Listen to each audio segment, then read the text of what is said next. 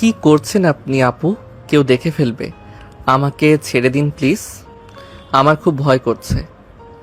এই অন্ধকার বারান্দায় আপনি এভাবে কেন দাঁড়িয়ে আছেন? আমার বুকটা ধকধক করছে। আপনি কি শুনতে পাচ্ছেন না? আরিয়ানের ছোট ছোট হাতগুলো কাঁপছে। 10 বছরের এই নিষ্পাপ ছেলেটা জমিদার বাড়ির বিশাল কারুকাজ করা খিলানের নিচে দাঁড়িয়ে কুঁকড়ে যাচ্ছে। বাইরের আকাশে মেঘের ঘনঘটা, ঝোড়ো হাওয়া বইছে শো শো শব্দ করে, যেন কোনো অশুভ সংকেত দিচ্ছে প্রকৃতি। জমিদার দর্পনারায়ণের 18 বছর বয়সী জেদি মেয়ে তুলি ধীর পায়ে আরিয়ানের সামনে এসে দাঁড়ালো। তার চোখে এক বিচিত্র নেশা আর ঠোঁটে তার চিলের হাসি। বিদ্যুতের চমকে তার ফর্সা মুখটা মুহূর্তের জন্য ভয়ানক সুন্দর দেখালো। তাতে আমার কিছু যায় আসে না, দেখে ফেললেই কি করলো? বাড়ির লোক দেখলেই বাকি। তুই তো এখন আমার বিবাহিত স্বামী আরিয়ান। যদিও তুই আমার চেয়ে কত ছোট, কিন্তু দলিলে তো তুই আমার এই জমিদারিত্বের অংশীদার। আমার তোর সাথে জরুরি কথা আছে, পালাবি না একদম। পালালে কিন্তু ফল ভালো হবে না। কথা বলবেন তো একটু দূরে গিয়ে বলুন। এভাবে কাছে আসার কি আছে? বুঝলাম না। আপনি অনেক বড়। আপনার শরীর থেকে আসা পারফিউমের কড়া ঘ্রাণে আমার দম বন্ধ হয়ে আসছে। কেউ যদি আমাদের এভাবে দেখে ফেলে তবে তো লোকে ছিছি করবে আপু। আমার মা শুনলে খুব কষ্ট পাবেন। আরিয়ানের কথা শুনে তুলি থামলো না, বরং আরও এক ধাপ এগিয়ে গেল। আরিয়ানের পিঠে এখন নোনা ধরা দেওয়ালের সাথে ঠেকে গেছে। তুলি আরিয়ানের গায়ে একদম কাছে গিয়ে ফিস ফিস করে বলতে শুরু করলো। আরিয়ানের কপালে বিন্দু বিন্দু ঘাম জমেছে। সে বুঝতে পারছে না কেন এই মেয়েটা তাকে এভাবে তাড়া করে ফিরছে।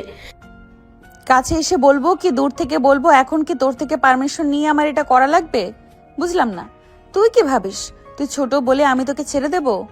জমিদার বাড়ির মেয়েরা এখন কাউকে পছন্দ করে বা নিজের প্রয়োজনে ব্যবহার করে, তখন সে দুনিয়ার কোনো নিয়ম কানুনের তোয়াক্কা করে না। তুই কি জানিস তোকে কেন এই অভিশপ্ত বাড়িতে আনা হয়েছে? আমি কিছুই জানি না। মা বলেছিল আপনাদের বড় বাড়িতে কাজ করলে অনেক টাকা পাওয়া যাবে, অভাব দূর হবে। কিন্তু এখানে আসার পর আমাকে এই জোর করে বিয়ের পিঁড়িতে কেন বসানো হলো? আমি তো বিয়ের মানেই বুঝি না আপু। আমাকে বাড়িতে যেতে দিন। তুলে হঠাৎই আরিয়ানের চিবুক শক্ত করে ধরে মুখটা উঁচিয়ে ধরল। তারপর চোখের মণিগুলো যেন অন্ধকারের মাঝে জ্বলছে। জমিদার বাড়ির এই অন্দরমহলে এমন অনেক পৈশাচিক রহস্য চাপা পড়ে আছে যা আরিয়ানের মতো ছোট্ট একটা বাচ্চা কল্পনারও বাইরে। কাজ করতে আসিসনি তুই আরিয়ান, তোকে আমার বাবা টাকা দিয়ে কিনে নিয়েছে। এই যে তোর গলায় ছোট্ট একটা কালো সুতা দিয়ে লকেট পরিয়ে দেওয়া হয়েছে। এটা কোনো সাধারণ লকেট নয়, এটা একটা মরণ ফাঁদ। আমাদের বংশের উপর যে পুরনো অভিশাপ আছে সেটা কাটাতে হলে তোর মতো এক নিষ্পাপ ছেলের রক্ত আর সময় প্রয়োজন। তুই হচ্ছিস সেই বংশের রক্ষা কবচ, যাকে আমি নিজের খুশি মতো ব্যবহার করব। আপনি কি বলছেন এসব? আমি বাড়ি ফিরে যেতে চাই। আমি আপনার স্বামী হতে চাই না। আমি ছোট মানুষ। আমাকে আমার মায়ের কাছে যেতে দিন।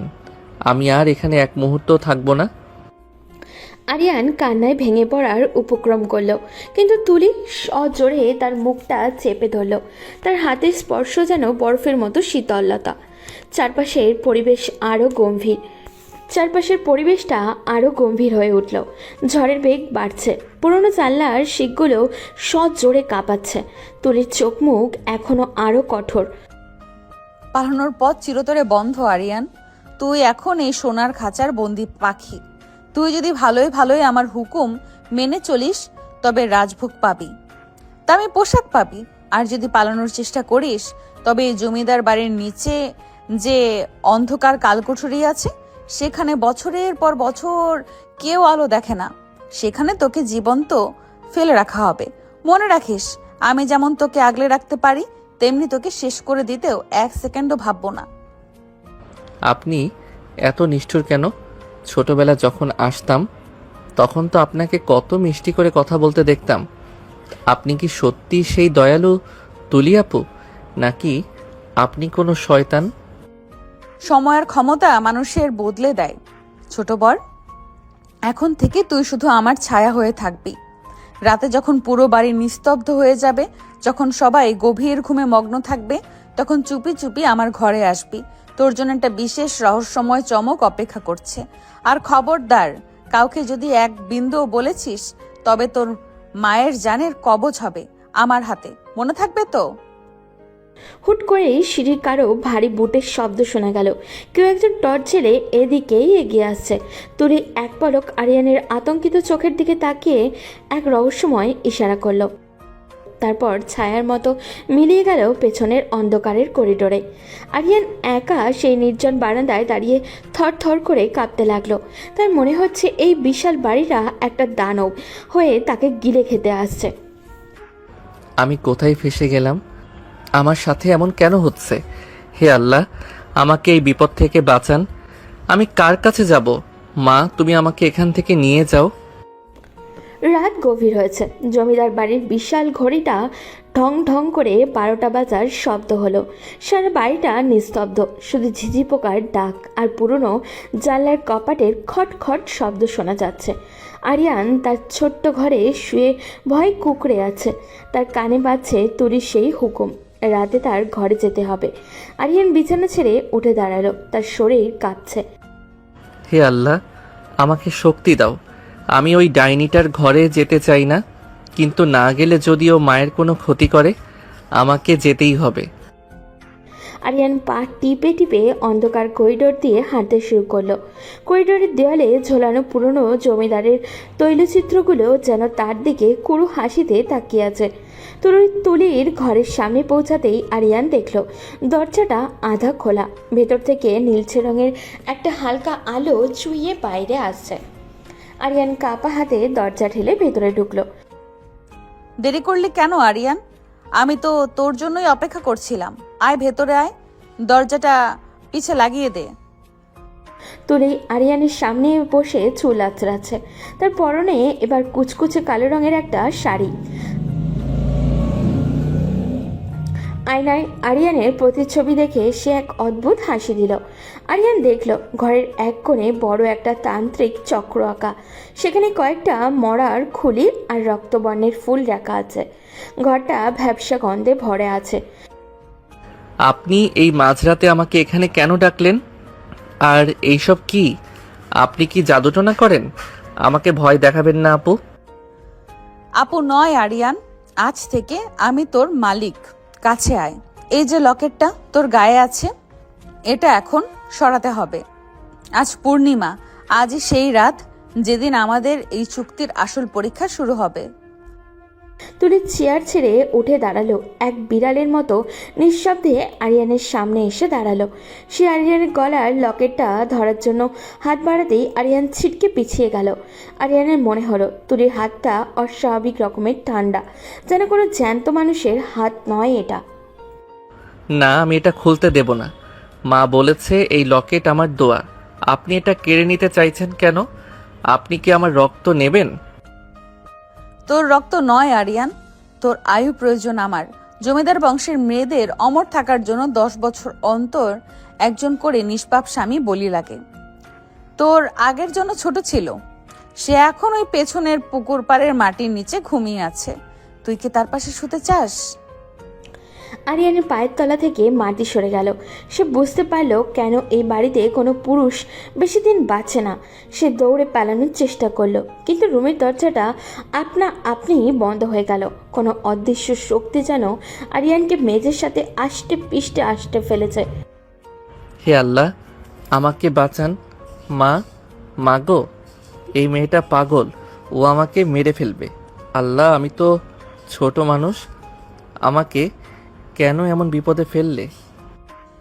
চিল্লায় লাভ নেই আরিয়ান, এই ঘরের দেওয়াল অনেক পুরু। তোর চিৎকার বাইরের বাতাস পর্যন্ত পৌঁছাবে না। এখন লক্ষ্মী ছেলের মতো এখানে বস, আমি তোর কপালে একটা তিলক এঁকে দিব। তারপর তুই সারা রাত শুধু আমার চোখের দিকে তাকিয়ে থাকবি। নড়াচড়া করলেই কিন্তু শেষ। তুলে একটা ছোট্ট ছুরি বের করলো আর নিজের হাতের আঙুল সামান্য ছিঁড়ে রক্ত বের করলো। সে আরিয়ানের দিকে এগোতে লাগলো। আরিয়ানের চোখ বেয়ে অশ্রু ঝরছে। সে নড়তে পারছে না কিছুতেই। তুলির চোখের মণিগুলো এখন আগুনের মতো লাল হয়ে উঠেছে। ঠিক সেই মুহূর্তে ঘরের এক কোণ থেকে কোনো একটা অশরীরী ছায়া যেন নড়ে উঠল। কে ওখানে? কে? বাঁচান আমাকে। ছায়াটা ধীরে ধীরে দেওয়াল থেকে বেরিয়ে এলো। একটা ছোট্ট ছেলের অবয়ব, যার শরীরটা ফ্যাকাশে আর চোখের কোটরে শুধু অন্ধকার। সে তুলির দিকে তাকিয়ে এক বীভৎস চিৎকার দিল। তুলি থমকে দাঁড়িয়ে পড়ল। তার মুখে প্রথমবার ভয়ের ছাপ দেখা গেল। তুই আবার এসেছিস? যা এখান থেকে, আরিয়ানের সময় হয়ে গেছে, তুই বাধা দিতে পারবি না। ঘরের বাতিগুলো দপদপ করে নিভে গেল। ঘুটঘুটে অন্ধকারে শুধু আরিয়ানের ডুকরে কান্নার শব্দ আর তুলির রাগে নিঃশব্দের শব্দ পাওয়া যাচ্ছে। আরিয়ান অনুভব করলো কেউ একজন তার হাত ধরে অন্ধকারের ভেতর দিয়ে টেনে নিয়ে যাচ্ছে। ঘরের কোণে অন্ধকারে বসে আরিয়ান তখনও কাঁদছে। তার ছোট বুকটা ভয়ে ধকধক করছে। সে ভাবছে এই বুঝে তার জীবন শেষ হয়ে যাবে। জমিদার বাড়ির এই মেয়েটা তাকে কি সত্যি মেরে ফেলবে? আরিয়ান দুই হাত দিয়ে মুখ ঢেকে অনবরত আল্লাহর নাম জপছে। তার মনে মনে হচ্ছে আজ রাতটা তার জীবনের সবচেয়ে ভয়ানক রাত। হে আল্লাহ, আমাকে এই বিপদ থেকে বাঁচান। আমি তো ছোট মানুষ, আমি তো কারো কোনো ক্ষতি করিনি। এই মেয়েটা কেন আমার সাথে এমন করছে? মাগো, তুমি কি শুনতে পাচ্ছ না? তোমার আরিয়ানকে ওরা শেষ করে দিচ্ছে। আল্লাহ, আমাকে দয়া করুন। আরিয়ান যখন ভয়ে নীল হয়ে মেঝেতে পড়ে আছে ঠিক তখনই ঘরের সব আলোগুলো হুট করে চলে উঠল। কোনো অদ্ভুত শব্দ নয়, বরং একটা হাসির শব্দ ঘরটায় ছড়িয়ে পড়ল। আরিয়ান ধীরে ধীরে আঙুলের ফাঁক দিয়ে তাকালো। সে দেখলো তুলি খাটের উপরে বসে মুচকে মুচকে হাসছে। তার হাতে কোনো রক্তমাখা ছুরি নেই, বরং একটা লিপস্টিক নিয়ে সে নাড়াচাড়া করছে। আর যে কালো ছায়াটা দেখে আরিয়ান ভয় পেয়েছিল, ওটা আসলে একটা বড় পুতুলের উপরে রাখা কালো কাপড়। অনেক হয়েছে আরিয়ান, এবার থামা। কতক্ষণ আর কাঁদবি? তোর কান্না দেখে তো আমার হাসি পাচ্ছে। তুই সত্যিই ভাবলি আমি তোকে মেরে ফেলবো? আরিয়ান, সামনে গিয়ে নিজের চেহারাটা দেখ একবার। ভয়ে পুরো মুখটা কেমন ফ্যাকাশে হয়ে গেছে। আরিয়ান কিছুক্ষণ হাঁ করে তাকিয়ে থাকলো। সে বিশ্বাসই করতে পারছে না যে এতক্ষণ যা ঘটলো তা কেবল একটা নাটক ছিল। তার চোখের জল তখনও গাল বেয়ে পড়ছে, কিন্তু মনে মনে একটা প্রচণ্ড ধাক্কা লেগেছে। সে বুঝতে পারল তুলি তাকে ইচ্ছে করেই ভয় দেখিয়েছে। ভয়ের জায়গাটা এখন রাগে ভরে গেল। আপনি আপনি এতক্ষণ ধরে আমার সাথে তামাশা করছিলেন। আপনি জানেন আমি কতটা ভয় পেয়েছিলাম। আমি ভেবেছিলাম আমি আর বাঁচব না। আপনি আমার চোখের জল দেখে হাসছেন। আপনি মানুষ না অন্য কিছু? আরে রাগ করিস কেন? তুই আসলি এই বাড়িতে, কোনো কথা বলিস না, সারাদিন চুপচাপ থাকিস। তোকে একটু না পচালে কি আমার ভালো লাগে? এই যে রক্ত দেখলি, ওটা আসলে লিপস্টিক ছিল। আর তান্ত্রিকের ছবিগুলো আমি নিজে শখ করে এঁকেছি তোকে একটু ভয় দেখানোর জন্য। তুই তো দেখি একদম সত্যিকারের বিপদ ভেবে বসে আছিস। আপনি অনেক খারাপ। আপনি একটা নিষ্ঠুর মেয়ে। আপনি জানেন না কারো মন নিয়ে এভাবে খেলা করা ঠিক নয়। আপনি আমাকে ভয় দেখিয়ে আনন্দ পান। আমি আপনাকে ঘৃণা করি। আমি কাল সকালেই মাকে সব বলে দেব। আমি এই বাড়িতে আর এক মুহূর্ত থাকবো না। আমি চলে যাব। আরিয়ান রাগে ফুঁসতে ফুঁসতে খাট থেকে নেমে দাঁড়ালো। তার ছোট্ট মুখটা অপমান আর রাগে লাল হয়ে গেছে। তুলি তখন খাট থেকে নেমে এসে আরিয়ানের সামনে দাঁড়ালো। তার চোখে এখন আর সেই হাসি খুশি ভাব নেই, বরং একটা অদ্ভুত অধিকার বোধ কাজ করছে। সে আরিয়ানের হাতটা শক্ত করে ধরল। যাবি মানে? কোথায় যাবি তুই? তুই কি ভেবেছিস আরিয়ান? তুই কি ভুলে গেছিস আরিয়ান? তুই এখন আমার বর। তোকে এই বাড়ির দলিলে সই করিয়ে আনা হয়েছে। তুই চাইলে চলে যেতে পারিস না। তুই এখন থেকে আমার, শুধু আমার। আমি তোকে ভয় দেখাই আর আদর করি, সেটা সইতে হবে। তোকে কোথাও যেতে দেব না আমি। আপনি আমাকে জোর করে আটকে রাখতে পারবেন না। আপনি আমার হাত ছাড়ুন। আপনি আমাকে ভয় দেখিয়েছেন। আমি আর আপনার সাথে থাকবো না। আপনি অনেক পচা। আরিয়ান ঝটকা মেরে হাত সরিয়ে দেওয়ার চেষ্টা করলো, কিন্তু তুলি আরও শক্ত করে ধরল। তুলির চোখের দৃষ্টিতে এখন এক অন্যরকম জেদ। সে আরিয়ানের একদম কাছে মুখ নিয়ে এলো। শোন আরিয়ান, আমি একটু বেশি মজা করে ফেলেছি হয়তো, কিন্তু তার মানে এই নয় যে তুই চলে যাবি। তোকে আমি নিজের পছন্দে এই বাড়িতে এনেছি। তুই ছোট হতে পারিস, কিন্তু তুই আমার অধিকারে আছিস।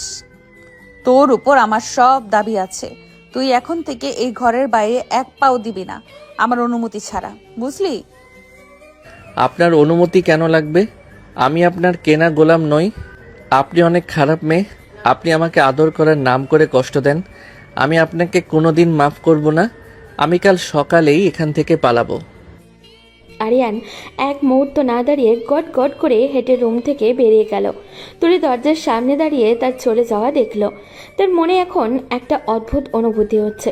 সে জানে আরিয়ান খুব রেগে গেছে, কিন্তু সে আরিয়ানকে হারাতে চায় না। তার মনে হচ্ছে আরিয়ান ছোট হলেও তাকে ঘিরেই এখন তার সব চিন্তা। যাক না দেখি কত দূর যায়। এই বাড়ির সীমানা পার হওয়ার ক্ষমতা ওর নেই। ও ছোট বলে হয়তো বুঝতে পারছে না, কিন্তু ও তো আমারই। কাল সকাল হোক, ওর রাগ আমি ঠিকই জল করে দেব। জমিদার বাড়ির মেয়ের থেকে ও পালাবে কোথায়? আরিয়ান নিজের ঘরে গিয়ে বিছানায় উপর হয়ে শুয়ে পড়ল। তার বালিশটা চোখের জলে ভিজে একাকার। সে শুধু ভাবছে কাল সূর্য ওঠার আগেই তাকে এই বাড়ি থেকে বের হতে হবে। কিন্তু সে জানে না তুলির মায়া আর অধিকারের জালে সে কতটা আষ্টে পিষ্টে জড়িয়ে গেছে। রাত গভীর হচ্ছে, কিন্তু কারোর চোখে আর ঘুম নেই। রাতটা যেন আর শেষ হতেই চাচ্ছে না। আরিয়ান নিজের ঘরে শুয়ে ছটফট করছে। তার মনে জেদ চেপেছে, সেই বাড়িতে থেকে পালাবেই। তুলি তাকে যেভাবে ভয় দেখিয়েছে আর তারপর যেভাবে জোর খাটিয়ে কথা বলছে, সেটা আরিয়ান একদম মেনে নিতে পারছে না। সে তার ছোট্ট ব্যাগে দুই একটা জামা আর মায়ের দেওয়া সেই পুরনো গামছাটা ভরে নিল। পা টিপে টিপে সে দরজার কাছে এলো। হে আল্লাহ, আমাকে এই বাড়ির বাইরে যাওয়ার রাস্তাটা দেখিয়ে দাও। ওই রাক্ষসী মেয়েটা ঘুমালে আমি চুপি চুপি গেট দিয়ে বেরিয়ে যাব। মা ঠিকই বলেছিল, বড় মানুষের পাল্লায় পড়া ঠিক না। আরিয়ান দরজার নখ ঘোরাতেই দেখলো দরজার বাইরে থেকে লক করা। সে কয়েকবার ধাক্কা দিল, কিন্তু কাজ হলো না। তার কপালে ঘাম জমে গেল। ঠিক সেই মুহূর্তে পিছন থেকে একটা চাবির রিং নাড়ানোর শব্দ এলো। ঝনঝন শব্দ তুলে আরিয়ান চমকে পিছনে ফিরে তাকালো। দেখলো তুলি দেওয়ালে হেলান দিয়ে দাঁড়িয়ে আছে। তার ঠোঁটে সেই দুষ্টুমি ভরা হাসি। কি ব্যাপার ছোট বর? রাতের বেলা ব্যাগ গুছিয়ে কোথায় যাওয়া হচ্ছে? আমার অনুমতি ছাড়া তো এই ঘরের একটা পিঁপড়াও বাইরে যেতে পারে না, আর তুই একটা আস্ত মানুষ। আপনি আমার ঘরের দরজা বাইরে থেকে বন্ধ করেছেন কেন? আমাকে যেতে দিন। আমি আর এই বাড়িতে থাকবো না। আপনি অনেক খারাপ। আপনি আমাকে আটকে রাখতে পারেন না। তুলি হাসতে হাসতে আরিয়ানের দিকে এগিয়ে এলো। আরিয়ান ভয় পেয়ে পিছাতে পিছাতে বিছানার কোনায় গিয়ে ঠেকল। তুলি তার ব্যাগটা কেড়ে নিয়ে খাটের উপরে ছুঁড়ে ফেলে দিল। তারপর আরিয়ানের একদম কাছে এসে বসলো। আরিয়ান ছোট ছোট হাত দুটো ধরে সে নিজের বুকের কাছে টেনে নিল। যাবে বললেই যাওয়া যায় নাকি? তুই কি জানিস না, একবার এই জমিদার বাড়িতে কেউ ঢুকলে সে আর বের হতে পারে না, বিশেষ করে সে যদি হয় আমার মতো সুন্দরী একটা মেয়ের বর। তুই না গেলে আমার সময় কাটবে কি করে? আপনি আমার হাত ছাড়ুন। আপনার লজ্জা করে না? আমি আপনার কত ছোট, আর আপনি আমার সাথে এমন করছেন কেন? লোকে দেখলে কি বলবে? আপনার সাথে কথা বলাই পাপ। তুলি এবার আরিয়ানের গালটা টেনে দিয়ে আরও একটু কাছে সরে এলো। সে আরিয়ানের কানের কাছে মুখ নিয়ে ফিস ফিস করে বলল। আরিয়ান মনে হচ্ছে তার দম বন্ধ হয়ে আসছে। তুলির চুলের ঘ্রাণ আর তার গায়ের গয়নার শব্দে আরিয়ান একদম সিটিয়ে গেছে। লোকে কি বলবে তা দিয়ে আমার কিছু যায় আসে না। তুই ছোট বলে কি হয়েছে? একদিন তো বড় হবি, তখন তো আমাকেই তো সামলাতে হবে। এখন থেকে একটু অভ্যাস কর। এই যে দেখ আমার হার্টবিট কত বাড়ছে, একটু হাত দিয়ে দেখবি? না, আমি দেখব না। আপনি একটা বেহায়া মেয়ে। আপনি আমাকে আদর করবেন না। আমাকে ছাড়ুন। আমি এখনই চিৎকার করব, সবাইকে ডেকে বলবো আপনি আমাকে অত্যাচার করছেন। আরিয়ানের এমন নিষ্পাপ কথা শুনে তুলি আর হাসি চেপে রাখতে পারল না। সে খিলখিল করে হেসে উঠল। আরিয়ানকে জড়িয়ে ধরার ভান করলো ও। আরিয়ান ভাবল তুলি বুঝে তাকে সত্যি সত্যি চাপটে ধরবে। সে চোখ বন্ধ করে এক দৌড় দিল। তুলির হাতের ফাঁক গলে সে খাটের অন্য পাশে গিয়ে নামলো। খবরদার আমার কাছে আসবেন না, আপনি অনেক পচা। আমি মাকে বলবো আপনি আমাকে জাপটে ধরার চেষ্টা করেছেন, মা আপনাকে বকা দেবে। ওরে আমার কচি খোকা রে, মাকে বলবি? যা বলে আয় দেখি, মা তোকে উল্টো আমার ঘরেই পাঠিয়ে দেবে। কারণ তুই এখন আমার আইনি স্বামী। তুই যেখানেই যাস আমি তোকে টেনে হিচড়ে নিয়ে আসবো। এখন আয় তো দেখি, একটু মাথায় হাত বুলিয়ে দেই। তুই তো খুব ভয় পেয়েছিস। আমি আপনার হাত বোলানো চাই না, আপনি দূরে থাকুন। আপনি আমাকে ডাইনি সেজে ভয় দেখান আর এখন মিষ্টি কথা বলছেন। আমি আপনার কোনো কথা বিশ্বাস করি না। আপনি একটা আস্ত জাদুকরী। আরিয়ান খাটের চারপাশ দিয়ে দৌড়াচ্ছে আর তুলি তাকে ধরার জন্য পিছু পিছু ছুটছে। এটা যেন একটা চোর পুলিশ খেলা শুরু হয়েছে। আরিয়ান ছোট মানুষ বলে খুব দ্রুত নড়াচড়া করতে পারছে, কিন্তু তুলি তাকে বারবার কোণঠাসা করে ফেলেছে। এক পর্যায়ে তুলি আরিয়ানকে ধরে ফেলল এবং তাকে জাপটে ধরে বিছানায় ফেলে দিল। এই তো ধরে ফেলেছি, এবার কোথায় যাবি? তুই যতবার বলবি আমি ততবার তোকে ধরবো। তুই কি জানিস তোকে রাখলে কত সুন্দর লাগে? তোর এই লাল হয়ে যাওয়া নাকটা আমার খুব পছন্দ। ছাড়ুন আমাকে, আমার দম বন্ধ হচ্ছে। আপনি অনেক মোটা, আমার উপর এভাবে ঝুঁকবেন না, আমি মরে যাব। তুলি এবার একটু থমকে গেল। সে আরিয়ানের দিকে তাকিয়ে দেখলো ছেলেটার চোখে সত্যি জল চলে এসেছে। সে হাসতে হাসতে আরিয়ানের কপালে একটা হালকা চুমু খেয়ে তাকে ছেড়ে দিল। আরিয়ান ছাড়া পেয়ে এক লাফে ঘর থেকে বেরিয়ে যাওয়ার চেষ্টা করলো, কিন্তু দরজা তো বন্ধ। সে দরজায় কিল মারতে লাগলো। আচ্ছা বাবা, ঠিক আছে, আর জ্বালাবো না। আজকের মতো মাফ করে দিলাম। কিন্তু মনে রাখিস আরিয়ান, তুই যেখানেই যাস দিন শেষে তোকে আমার কাছে আসতে হবে।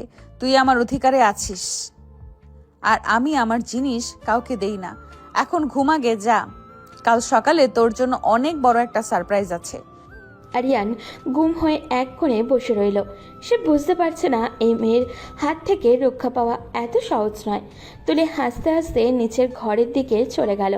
আরিয়ান দরজার কাছে বসে বসে মনে ভাবল কাল সকাল হওয়ার আগে তাকে এই জাদুকরীর খপ্পর থেকে বাঁচার জন্য অন্য কোনো বুদ্ধি বের করতে হবে। কিন্তু তুলির সেই মিষ্টি শাসন আর অধিকার বোধ যেন আরিয়ানের মনে এক অজানা অনুভূতি তৈরি করেছে, যা সে নিজেও বুঝতে পারছে না। সকালবেলা বারান্দায় রোদ এসে পড়েছে। আরিয়ান মন খারাপ করে একটা কাঠের ঘোড়া নিয়ে খেলছিল। রাত ভর কান্নাকাটি আর পালানোর উত্তেজনায় তার শরীরটা খুব ম্যাচ করছে। ঠিক সেই সময় তুলি একটা বড় বাটি হাতে নিয়ে এলো। বাটি থেকে একটা তিতা তিতা গন্ধ বেরোচ্ছে। এই যে ছোট বর, খেলা বন্ধ কর। এই নিম পাতার রসটা ঝটপট খেয়ে ফেলতো, শরীরের সব রোগ বালাই দূর হয়ে যাবে। আমি খাবো না, আপনার হাত থেকে আমি এক ফোঁটা পানিও খাবো না। আপনি কাল রাতে আমাকে ডাইনি সেজে ভয় দেখিয়েছেন। আপনি একটা পচা মেয়ে, আমাকে আমার মায়ের কাছে যেতে দিন। খাবি না মানে? আমি বলছি খেতে হবে। তুই না খেলে শুকিয়ে কাঠ হয়ে যাবি। নে মুখ খোল, না হলে কিন্তু আমি জোর করে তোর নাকে ঢেলে দেব। মনে রাখিস, এই বাড়িতে আমার হুকুম ছাড়া একটা পাতাও নড়ে না। তুলি আরিয়ানের হাত চেপে ধরল। আরিয়ান পা ছুঁড়ে কান্নাকাটি শুরু করলো। ঠিক সেই সময় করিডোর দিয়ে যাচ্ছিলেন তুলির বাবা, জমিদার দর্পনারায়ণ সাহেব। তিনি ধীর পায়ে এগিয়ে এসে তুলির হাত থেকে বাটিটা নিলেন। তার চোখে মুখে আজ এক অদ্ভুত বিষণ্ণতা। তুলি, আমার একটু থামতো। এই ছেলেটার উপর এত শাসন করিস না, ও তো ছোট মানুষ। ওকে এসব তিতা নিম পাতার রস খেতে পারে, ওকে একটু আরামে থাকতে দে। আমার ভয় হয় তুই যেভাবে ওর উপর সারাক্ষণ মেজাজ দেখাস, তাতে ওর মনে তোর প্রতি ঘৃণা জমে যাবে।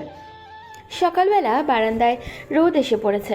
সে মন খারাপ করে একটা কাঠের ঘোড়া নিয়ে খেলছিল। তুলে এক বাটি তিতার রস নিয়ে আরিয়ানকে জোর করে খাওয়ানোর জন্য। ঠিক তখনই দর্পনারায়ণ সাহেব সেখানে এসে হাজির হন। তিনি ধীর পায়ে এগিয়ে এসে তুলির হাত থেকে বাটিটা নিলেন। তার চোখে মুখে আজ এক অদ্ভুত বিষণ্ণতা আর ইমোশন। বাবা, তুমি সব সময় ওর পক্ষ নাও কেন? ওকে আমি একটু যত্ন করছি, এতে তোমার এত আপত্তি কিসের? তুমি তো ওর সাথে আমার বিয়ে দিলে, এখন কেন ওকে আমার থেকে দূরে সরিয়ে রাখতে চাইছো? ও ও এখন আমার আমানত। আমি ওকে যেভাবে খুশি মানুষ করব। দর্পনারায়ণ সাহেব একটা দীর্ঘশ্বাস ফেললেন। তিনি বারান্দার ইজি চেয়ারটায় বসলেন। তার চোখ দুটো হঠাৎ করেই ভিজে এলো, টলমল করতে লাগলো চোখের পানি। তিনি আরিয়ানের মাথায় স্নেহের হাত রাখলেন এবং তুলির দিকে তাকিয়ে খুব আবেগ নিয়ে কথা বলতে শুরু করলেন। তুলিমা, তুই তো জানিস তোর মা মারা যাওয়ার পর আমি তোকে নিজের হাতে মানুষ করেছি। মা মরা মেয়েকে আমি কোনোদিন চোখের আড়াল করিনি। তোকে বিয়ে দিয়ে কোনো অচেনা পরিবারে পাঠাতে আমার কলেজা কাঁপত। কে জানে সেখানে তোকে কত কষ্ট সইতে হতো। হয়তো তোকে ওরা আগলে রাখতো না। আমাদের এই জমিদারি নিয়ে কত চাল চলতো। কিন্তু আরিয়ান আরিয়ান তো আমার সবচেয়ে কাছের বন্ধুর ছেলে। ও আমার চোখের সামনে বড় হয়েছে। বন্ধুর ছেলে বলে তুমি এইটুকু একটা বাচ্চার সাথে আমার বিয়ে দিলে? লোকে কত কি বলছে তুমি কি জানো বাবা? সবাই হাসাহাসি করছে যে বড় মেয়ে একটা পিচি ছেলেকে বিয়ে করেছে। আমার বান্ধবীরা আড়ালে মজা নেয়। কে কি বলছে তাতে আমার কিচ্ছু যায় আসে না মা। আরিয়ান এই বাড়িরই ছেলের মতো। ওকে তোর সাথে বিয়ে দেওয়ার একটাই কারণ ছিল, যাতে তোকে কোনোদিন এই বাড়ি ছেড়ে পরের ঘরে যেতে না হয়। আমি জানি আরিয়ান তোকে ছেড়ে কোথাও যাবে না। ও তোকে সম্মান করবে। কিন্তু মা, তুই ওর ওপর যেভাবে বড় বড় কথা বলিস আর সারাক্ষণ ভয় দেখাস, সেটা দেখে আমার মাঝে মাঝে খুব খারাপ লাগে। ওর তো এখন খেলার বয়স, আর তুই ওকে ঘরবন্দি করে রাখছিস। তুলির বাবা কথাগুলো শুনে কিছুক্ষণ চুপ করে রইল। তার চোখেও পানি আসার উপক্রম হলো, কিন্তু সে নিজেকে সামলে নিল। কিন্তু আরিয়ানের দিকে একবার তাকালো সে। তার চোখে এখন এক অন্যরকম জেদ আর অধিকার বোধ। সে বাবার দিকে ফিরে একটা শক্ত প্রশ্ন ছুড়ে দিল। বাবা, তুমি যদি মনে করো আরিয়ানের সাথে বিয়ে দিয়ে আমাকে এই বাড়িতেই রাখলে আমি সুখে থাকবো, তবে তুমি ভুল করছো। তুমি যখন আমাদের বিয়ে দিলে তখন আরিয়ান বিয়ে কি জিনিস সেটাই জানতো না। ও কেন এই বিয়েতে রাজি হলো সেটা কি তুমি জানো? ওর বাবা যখন তোমার কাছে হাত জোর করে দাঁড়িয়েছিল তখন কি কথা হয়েছিল তোমাদের মধ্যে? আরিয়ানকে কেন এভাবে হুট করে আমাদের বাড়িতে নিয়ে আসা হলো?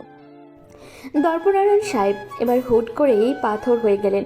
তার মুখটা ফ্যাকাশে হয়ে গেল। তিনি আর কোনো কথা বললেন না। মনে হলো তার বুকের ভেতরে কোনো এক ভয়ানক রহস্য চাপা পড়ে আছে, যা তিনি কাউকে বলতে পারছেন না। তিনি শুধু চেয়ার থেকে উঠে দাঁড়ালেন এবং মাথা নিচু করে নিজের ঘরের দিকে চলে গেলেন। তার এই চলে যাওয়ার ভঙ্গি দেখে আরিয়ানের মনে একটা খটকা লাগলো। বাবা এমন করে চলে গেলেন কেন? আমার আব্বুর সাথে ওনার কি কথা হয়েছিল? কেন আমাকে এখানে আনা হয়েছে? আপনি কি কিছু জানেন আপু? বেশি কথা বলিস না তো আরিয়ান। তোকে বললাম না ছোট মানুষ ছোটর মতোই থাকবি। যা এখন এই রসটা খেয়ে নে। আর শোন, আজ থেকে তুই আমার ঘরেই থাকবি, আর আমি তোকে বাইরে যেতে দেব না। তোকে শাসন করার অধিকার শুধু আমার, কারণ তোকে আমি কোনো এক বিশেষ কারণে নিজের কাছে আটকে রেখেছি। আপনি অনেক খারাপ। আপনি জেনে শুনে আমাকে ঠকিয়েছেন। আমি বড় হলে সব রহস্য বের করব, তখন আমি আর আপনার এই কথা শুনবো না। তুলি খিলখিল করে হেসে উঠল। সে আরিয়ানের গালটা টিপে দিয়ে বলল, যখন বড় হবি তখন দেখা যাবে। আপাতত তুই আমার পিচ্চি বড় হয়েই থাক। তুলি সেখান থেকে চলে গেল। কিন্তু আরিয়ানের মনে একটা বড় প্রশ্ন ঘুরছে। তার আব্বু আর জমিদার সাহেবের মধ্যে আসলে কি হয়েছিল? কেন এই বিয়েটা এত তাড়াহুড়ো করে দেওয়া হলো? কিসের ভয়ে জমিদার সাহেব প্রশ্ন শুনেই পালিয়ে গেলেন? সকালের নাস্তা শেষ হতে না হতেই জমিদার বাড়ির সদর দরজায় শোরগোল শোনা গেল। আরিয়ান বারান্দা দিয়ে উঁকি মেরে দেখল তার আব্বু আর আম্মা হন্ততন্ত হয়ে ভেতর ঢুকছেন। তাদের দেখে আরিয়ানের মনটা খুশিতে ভরে উঠল। সে দৌড়ে গিয়ে তার আম্মাকে জড়িয়ে ধরল। আরিয়ানের চোখে তখন আনন্দের পানি।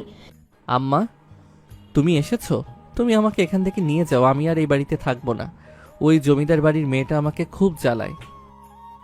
আরে পাগল ছেলে, এসব কি বলছিস? তুই এখন এই বাড়ির জামাই, তোকে নিতে আসিনি রে। আমরা এসেছি তোদের দুজনকে আমাদের গ্রামে কয়েকদিনের জন্য বেড়াতে নিয়ে যেতে। তোর আব্বুর খুব শখ হয়েছে নতুন জামাই আর মেয়েকে বাড়িতে নিয়ে যাওয়ার। ঠিক সেই সময় তুলির রাজকীয় ভঙ্গিতে সিঁড়ি দিয়ে নেমে এলো। তার পরনে দামি শাড়ি আর গয়না। সে আরিয়ানের আব্বু আর আম্মুকে সালাম করলো। তুলি হাসি মুখে কথা বললেও তার চোখে সেই চেনা চতুরতা খেলা করছিল। সে আরিয়ানের দিকে তাকিয়ে এক পলক চোখ টিপল, যা দেখে আরিয়ান আরও বিরক্ত হলো। শ্বশুর আব্বু, আপনারা এসেছেন খুব ভালো হয়েছে। আরিয়ান তো সারা দিন বাড়ি যাওয়ার জন্য কান্নাকাটি করে। চলুন আমরা সবাই মিলে আজই আপনাদের গ্রামে যাব। তবে আমার একটা শর্ত আছে, আরিয়ান কিন্তু সবসময় আমার চোখের সামনে থাকবে। জমিদার সাহেব নিচে নেমে এলেন। তিনি আরিয়ানের আব্বুর সাথে কোলাকুলি করলেন। সবার মধ্যে হাসাহাসি চললেও আরিয়ানের মনে সেই পুরনো খটকাটা রয়েই গেল। সে খেয়াল করলো তার আব্বু কেন যেন জমিদার সাহেবের চোখের দিকে সরাসরি তাকাতে পারছেন না। ব্যাগ গোছানোর সময় আরিয়ান সুযোগ বুঝে তার আব্বুকে একলা পেয়ে গেল বাগানের এক কোণে। আব্বু, একটা কথা জিজ্ঞেস করব, সত্যি করে বলবে তো? তুমি কেন এত তড়িঘড়ি করে আমার বিয়ে দিলে? আমি তো তখনও ঠিকমতো স্কুলে যাওয়া শুরু করিনি। কেন আমাকে এই জমিদার বাড়ির জাতাকলে ফেললে? আরিয়ানের আব্বু হুট করেই থতমত খেয়ে গেলেন। তার হাতে থাকা তামাকের পাইপটা প্রায় পড়েই যাচ্ছিল। তিনি এদিক ওদিক তাকাতে লাগলেন, যেন কেউ তাদের কথা শুনে ফেলেছে কিনা তা দেখছেন। তার কপালে বিন্দু বিন্দু ঘাম জমতে শুরু করলো। ওসব কি বলছিস আরিয়ান? বিয়ে তো আল্লাহ যখন লিখে রেখেছেন তখনই হয়েছে। জমিদার সাহেব অনেক বড় মনের মানুষ। ওনার বন্ধুর ছেলে হিসাবে তোকে যোগ্য মনে করেছেন বলেই তো এই বিয়েটা হয়েছে। এতে তো তোর ভালোই হয়েছে, কত সুখে আছে সেখানে। না আব্বু, তুমি মিথ্যে বলছো। আমি জমিদার সাহেবের চেহারা দেখেছি। কাল তুলি আপু ওনাকে প্রশ্ন করায় উনি ভয়ে রুম থেকে পালিয়ে গেছেন। তুমি আর উনি মিলে কি কোনো গোপন চুক্তি করেছো? আমাকে কি তোমরা বিক্রি করে দিয়েছো? বিক্রি করার কথা শুনে আরিয়ানের আব্বুর মুখটা মরার মতো সাদা হয়ে গেল। তিনি আরিয়ানের হাতটা শক্ত করে ধরলেন। তার গলা যেন ধরে আসছে। তিনি আমতা আমতা করে বিষয়টা এড়িয়ে যাওয়ার চেষ্টা করতে লাগলেন। তুই এখনো ছোট মানুষ আরিয়ান, বড়দের সব কথা বুঝতে চাস না। আর এই বাড়িটা সাধারণ কোনো বাড়ি নয়, এখানের দেয়ালেরও কান আছে। তুই যা তো, আমার কাছে গিয়ে বস। আমি একটু জমিদার সাহেবের সাথে জরুরি আলাপ করে আসি। ওসব বাজে বাজে কথা একদম মুখে আনবি না। আরিয়ান আব্বু তখন এক মুহূর্ত না দাঁড়িয়ে দ্রুত পায়ে সেখান থেকে সরে গেলেন। আরিয়ান দাঁড়িয়ে রইল একা। সে বুঝতে পারল তার আব্বু তাকে সত্যি বলতে ভয় পাচ্ছেন। আরিয়ানের মনে একটা জেদ চেপে বসল। এই রহস্য সে বের করেই ছাড়বে। ঠিক সেই সময় পিছন থেকে তুলির গলার আওয়াজ এলো। কি ব্যাপার বর্মশাই, আব্বুর সাথে কি গোপন মিটিং হচ্ছিল? আমাকে ছাড়া বুঝি আর কোনো কথা নেই দুনিয়ায়? ব্যাগ গোছানো শেষ? গ্রামের বাড়িতে গিয়ে কিন্তু আমার অনেক আদর চাই, মনে থাকে যেন। আপনি আমাকে সব সময় পিছু করেন কেন? আমি আমার আব্বুর সাথে কথা বলছিলাম। আপনার তাতে কি? আপনি অনেক পচা। তুলি খিলখিল করে হেসে উঠল এবং আরিয়ানের কানটা একটু মুলে দিল। সে আরিয়ানকে টেনে নিয়ে যাওয়ার সময় নিচু স্বরে বলল যে গ্রামে গিয়ে যেন সে বেশি চালাকি না করে, কারণ সেখানেও তুলির লোক আছে। আরিয়ান বুঝতে পারল সে এক গভীর জালে জড়িয়ে পড়েছে, যার শেষ কোথাও কেউ জানে না। শহর থেকে অনেক দূরে আরিয়ানের গ্রাম। কাঁচা রাস্তা দিয়ে গরুর গাড়ি আর মাঝে মধ্যে রিক্সা করে তার গ্রামে পৌঁছালো। জমিদার বাড়ির রাজকীয় আরামায়েশে বড় হওয়া তুলির জন্য এই পথটুকু আসাই ছিল এক বিরাট যুদ্ধ। তার দাসী সিল্কের শাড়ি ধুলোবালি লেগে একাকার হয়ে গেছে। আরিয়ান কিন্তু নিজের গ্রামে ফিরতে পেরে খুব খুশি। সে লাফিয়ে লাফিয়ে এগোচ্ছে আর তুলি পিছনে হাঁপাতে হাঁপাতে আসছে। ওরে বাবা, আর কত দূর আরিয়ান? আমার তো পা ছিঁড়ে যাচ্ছে। এই ধুলোবালির মধ্যে মানুষ কিভাবে হাঁটে? আমার মেকআপ তো সব গরমে ধুয়ে গেল। আর চারদিকে এত কাদা কেন? এটা গ্রাম আপু, এখানে তো শহরের মতো পিচ ঢালা রাস্তা নেই। আর একটু গেলেই আমাদের বাড়ি। আপনি তো খুব মেজাজ দেখাচ্ছিলেন যে গ্রামে আসবেন, এখন কেন এত কষ্ট হচ্ছে? তুলি আরিয়ানের কথা শুনে মুখ বাঁকালো। সে বুঝতে পারছে গ্রামে এসে তার কপালে অনেক দুঃখ আছে। আরিয়ানদের বাড়িতে পৌঁছাতেই পাড়ার লোকজন সব ভেঙে পড়ল জমিদার বাড়ির বউ দেখতে। ছোট ছোট ছেলেমেয়েরাও তুলিকে ঘিরে ধরল। তুলি এত ভিড় আর মানুষের গায়ের গন্ধ সহ্য করতে পারছিল না।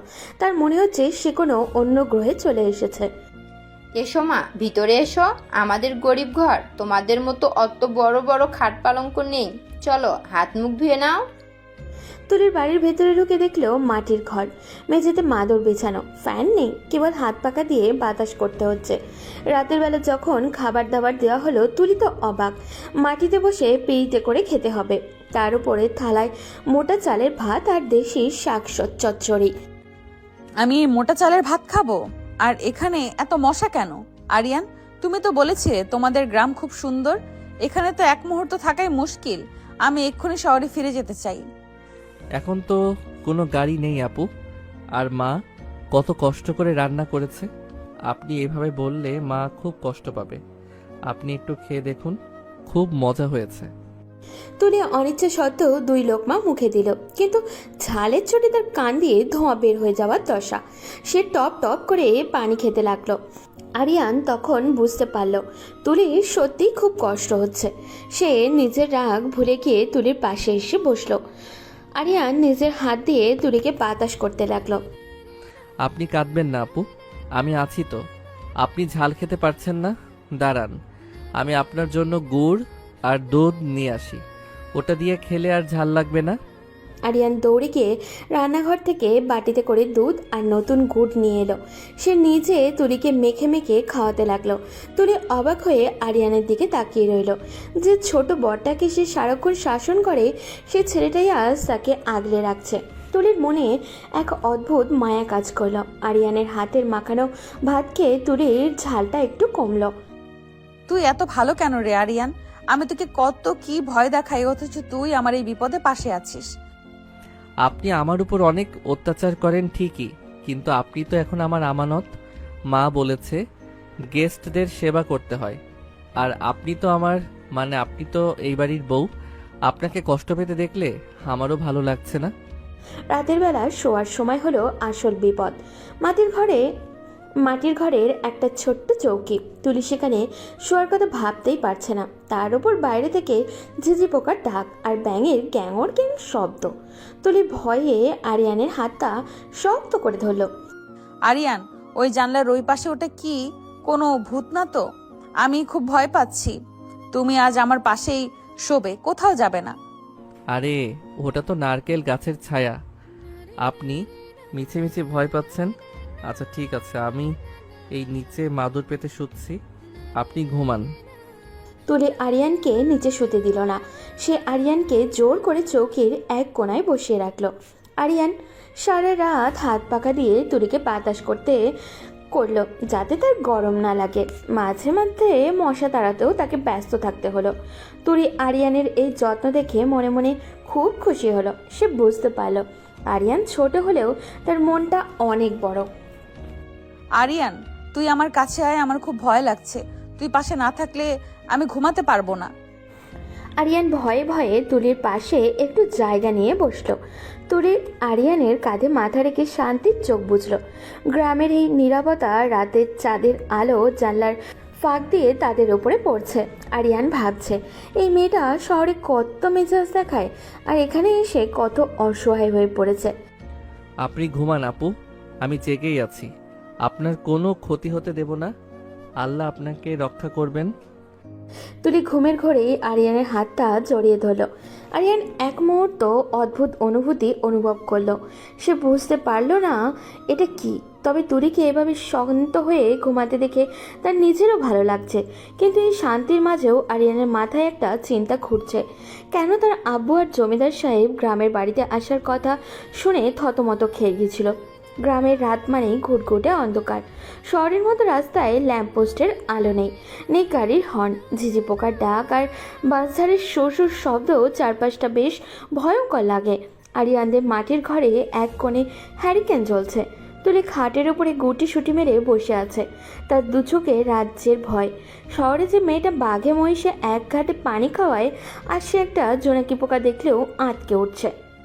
আরিয়ান, তুই কোথায় গেলি? আমাকে একা রেখে বাইরে যাস না। এই হারিকেনের আলোয় কেমন কাঁপছে দেখ। আমার খুব ভয় লাগছে। মনে হচ্ছে জানলার ওপাশে কেউ দাঁড়িয়ে আছে।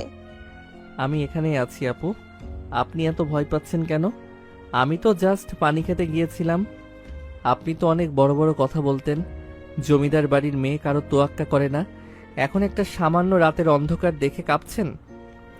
আরিয়ানের মাথায় হুট করে একটা দুষ্টু বুদ্ধি খেলে গেল। সে ভাবল তুলি তাকে কত ভয় দেখিয়েছে তান্ত্রিক সেজে, এবার তাকে শোধ নেওয়ার পালা। আরিয়ান চুপি চুপি হ্যারিকেনের চাবিটা ঘুরিয়ে আলো একদম কমিয়ে দিল। ঘরটা প্রায় অন্ধকারে ডুবে গেল।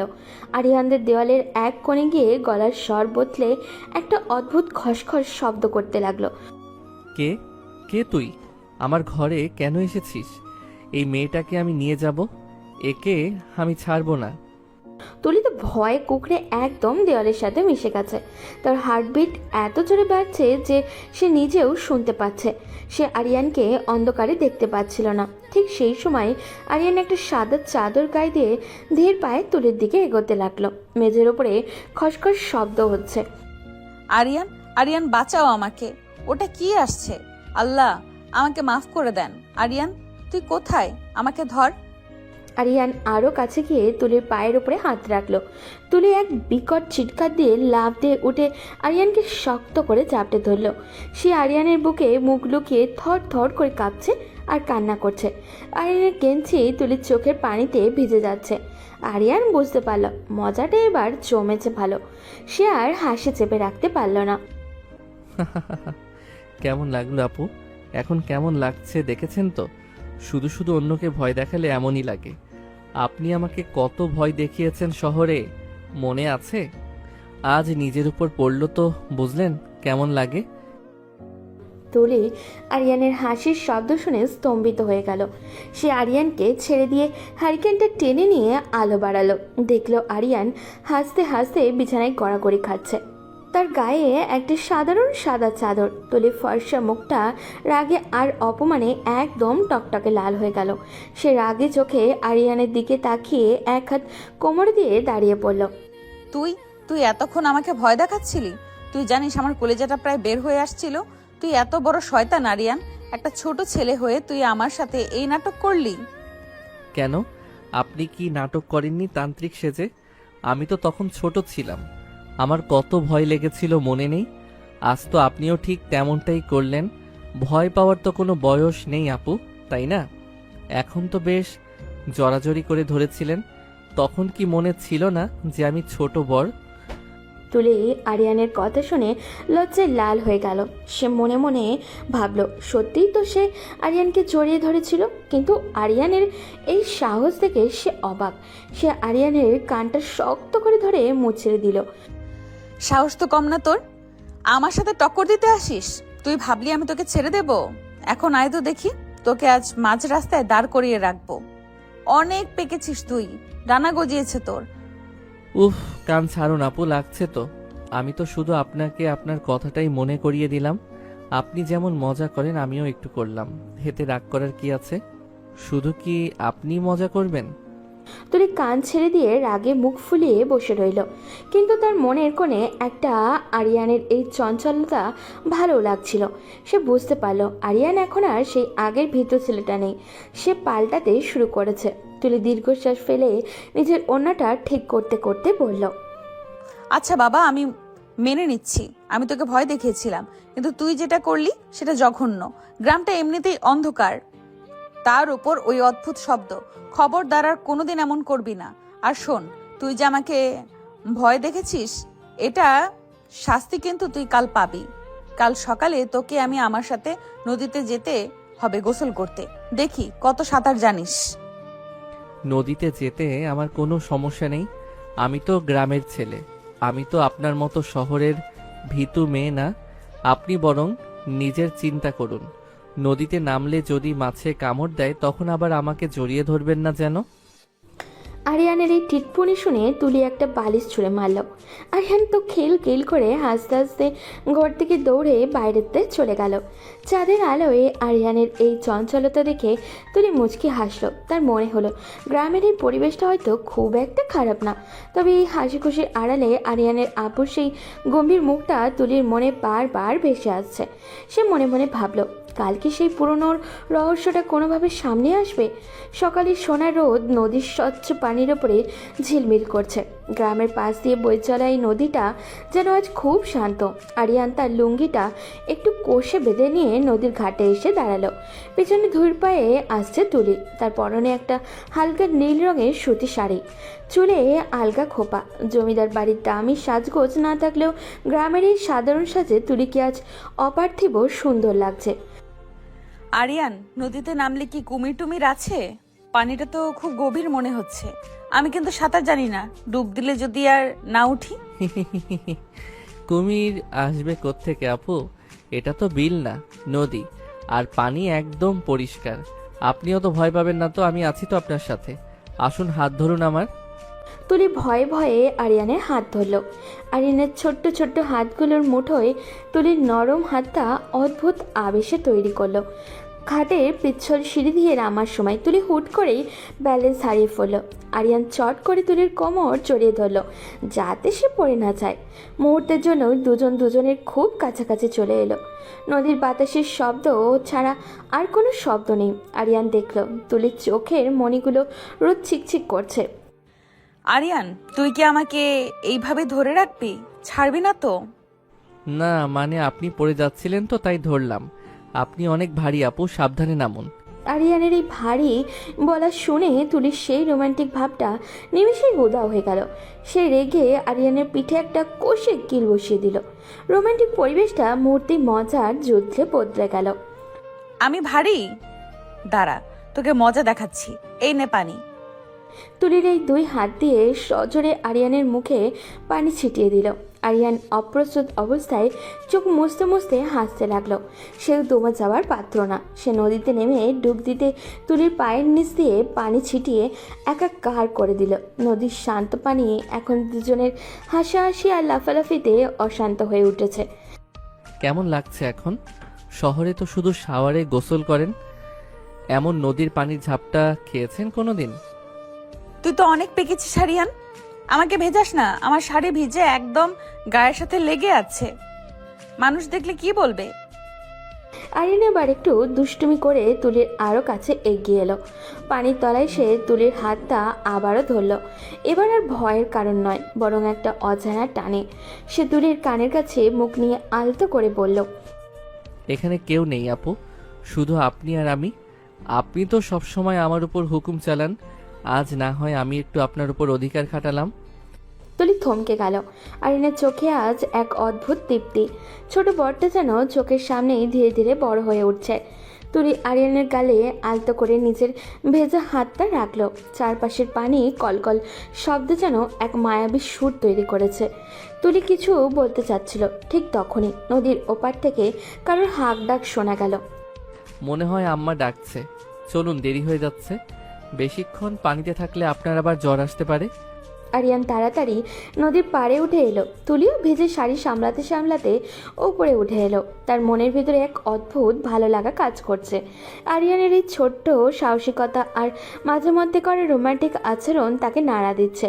তবে আরিয়ান উপরে উঠতেই দেখলো তার আব্বু নদীর পাড়ে একটা গাছের নিচে দাঁড়িয়ে গম্ভীর মুখে কার সাথে যেন কথা বলছেন। আরিয়ান আব্বুর হাতে একটা পুরনো হলদে হয়ে যাওয়া কাগজ। আব্বু ওখানে কি করছেন? ওটা কিসের কাগজ? আনের গলা শুনে তার আব্বু তাড়াতাড়ি কাগজটা লুঙ্গির খোঁচে গুজে ফেলল। তার মুখটা ভয়ে ফ্যাকাশে হয়ে গেল। তিনি কোনো কথা না বলে বড় বড় পা ফেলে বাড়ির দিকে হাঁটা দিলেন। আরিয়ানা তুলি দুজন দুজনের দিকে তাকালো। নদীর এই রোমান্টিক গোসল শেষ হলেও একরাশ নতুন সন্দেহ নিয়ে। দেখলি আরিয়ান, তোর আব্বুর চালচলন কিন্তু আমার একদম ভালো লাগছে না। ওই কাগজটা নিশ্চয়ই সেই বিয়ের চুক্তির অংশ। আমাদের এই গ্রামে আসাটা বোধহয় নিছক কোনো বেড়ানো নয়। আপনি ঠিকই বলেছেন, আব্বু কিছু একটা লুকাচ্ছেন। এই নদীর পানি যেমন পরিষ্কার, আমাদের জীবনের এই জটগুলো কেন জানি তেমন পরিষ্কার হচ্ছে না। চলেন, আজ রাতেই আমাদের কিছু একটা করতে হবে। রাত তখন বেশ গভীর। গ্রামের চারপাশে নিঝুম, শুধু মাঝে মধ্যে বোঝাপড়া থেকে কোনো বন্যপ্রাণীর শব্দ আসছে। শুধু মাঝে মধ্যেই ঝোপঝাড় থেকে কোনো বন্যপ্রাণীর শব্দ আসছে। আরিয়ানদের মাটির ঘরে এক কোণে আবছা হারিকেন জ্বলছে। আরিয়ান আর তুলি আজ আর ঘুমানোর কথা ভাবছে না। দুজনের চোখেই টান টান উত্তেজনা। নদীর পাড়েই আরিয়ানের আব্বু সেই লুকানো কাগজটার কথা তারা ভুলতে পারছে না। আপু, আমার মনে হয় আব্বু ওই কাগজটা ওই পুরনো কাঠের সিন্দুকটাতে রেখেছে। আমি দেখেছি আব্বু ওটা খুব সাবধানে তালা মেরে রাখে। আমাদের ওটা দেখতেই হবে। কিন্তু আরিয়ান, যদি ধরা পড়ি? তোর আব্বু তো অনেক রাগী। আর তাছাড়া এটা তো চুরি করা হবে। জমিদার বাড়ির মেয়ে হয়ে আমি কি চুরি করব? এটা চুরি না আপু, এটা আমাদের জীবনের সত্য জানার অধিকার। আপনি কি চান না জানতে কেন এই অসময় বিয়ে হলো? আপনি কি চান না আমাদের এই সম্পর্কের পেছনে কি অন্ধকার আছে তা বের করতে? চলুন, সাহস করে যাই। তুলি আরিয়ানের আত্মবিশ্বাস থেকে একটু ভরসা পেল। তারা দুজনে পা টিপে টিপে পাশের ঘরে গেল, যেখানে আরিয়ানের আব্বু আর আম্মা ঘুমাচ্ছেন। হ্যারিকেনের আলোটা একদম কমিয়ে আরিয়ান সিন্ধুকের সামনে হাঁটু গেড়ে বসলো। তার হাত কাঁপছে। তুলি আরিয়ানের ঠিক পিছনে বসে তাকে সাহস দিচ্ছে। সিন্ধুকের জংধরা তালাটা খুলতে গিয়ে একটা মৃদু ক্যাঁচ ক্যাঁচ শব্দ হলো।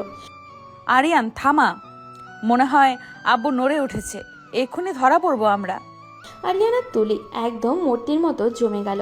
তুলি ভয়ে আরিয়ানের পিঠের সাথে লেপ্টে আছে। আরিয়ান অনুভব করতে পারল তুলির গরম নিঃশ্বাস তার ঘাড়ের ওপরে পড়ছে। এই বিপদের মুখেও দুজনের হৃদস্পন্দন যেন এক তালে বাজছে। আরিয়ান অনুভব করলো তুলির হাতের কোমল স্পর্শ। কিছুক্ষণ পর সব শান্ত হলে আরিয়ান আস্তে করে তালাটা খুলে ফেলল। পেয়েছি, এই যে সেই হলুদ হয়ে যাওয়া কাগজটা। দেখুন আপু, এখানে তো আপনার আব্বুর সই আছে।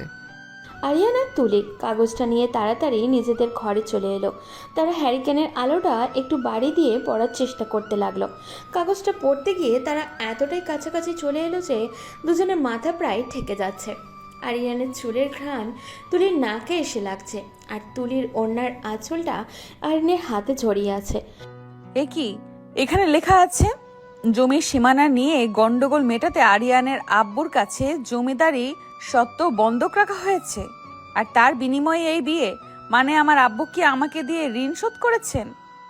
আর আমার আব্বু কি নিজের বন্ধুর বিপদ দেখে এই সুযোগ নিয়েছেন?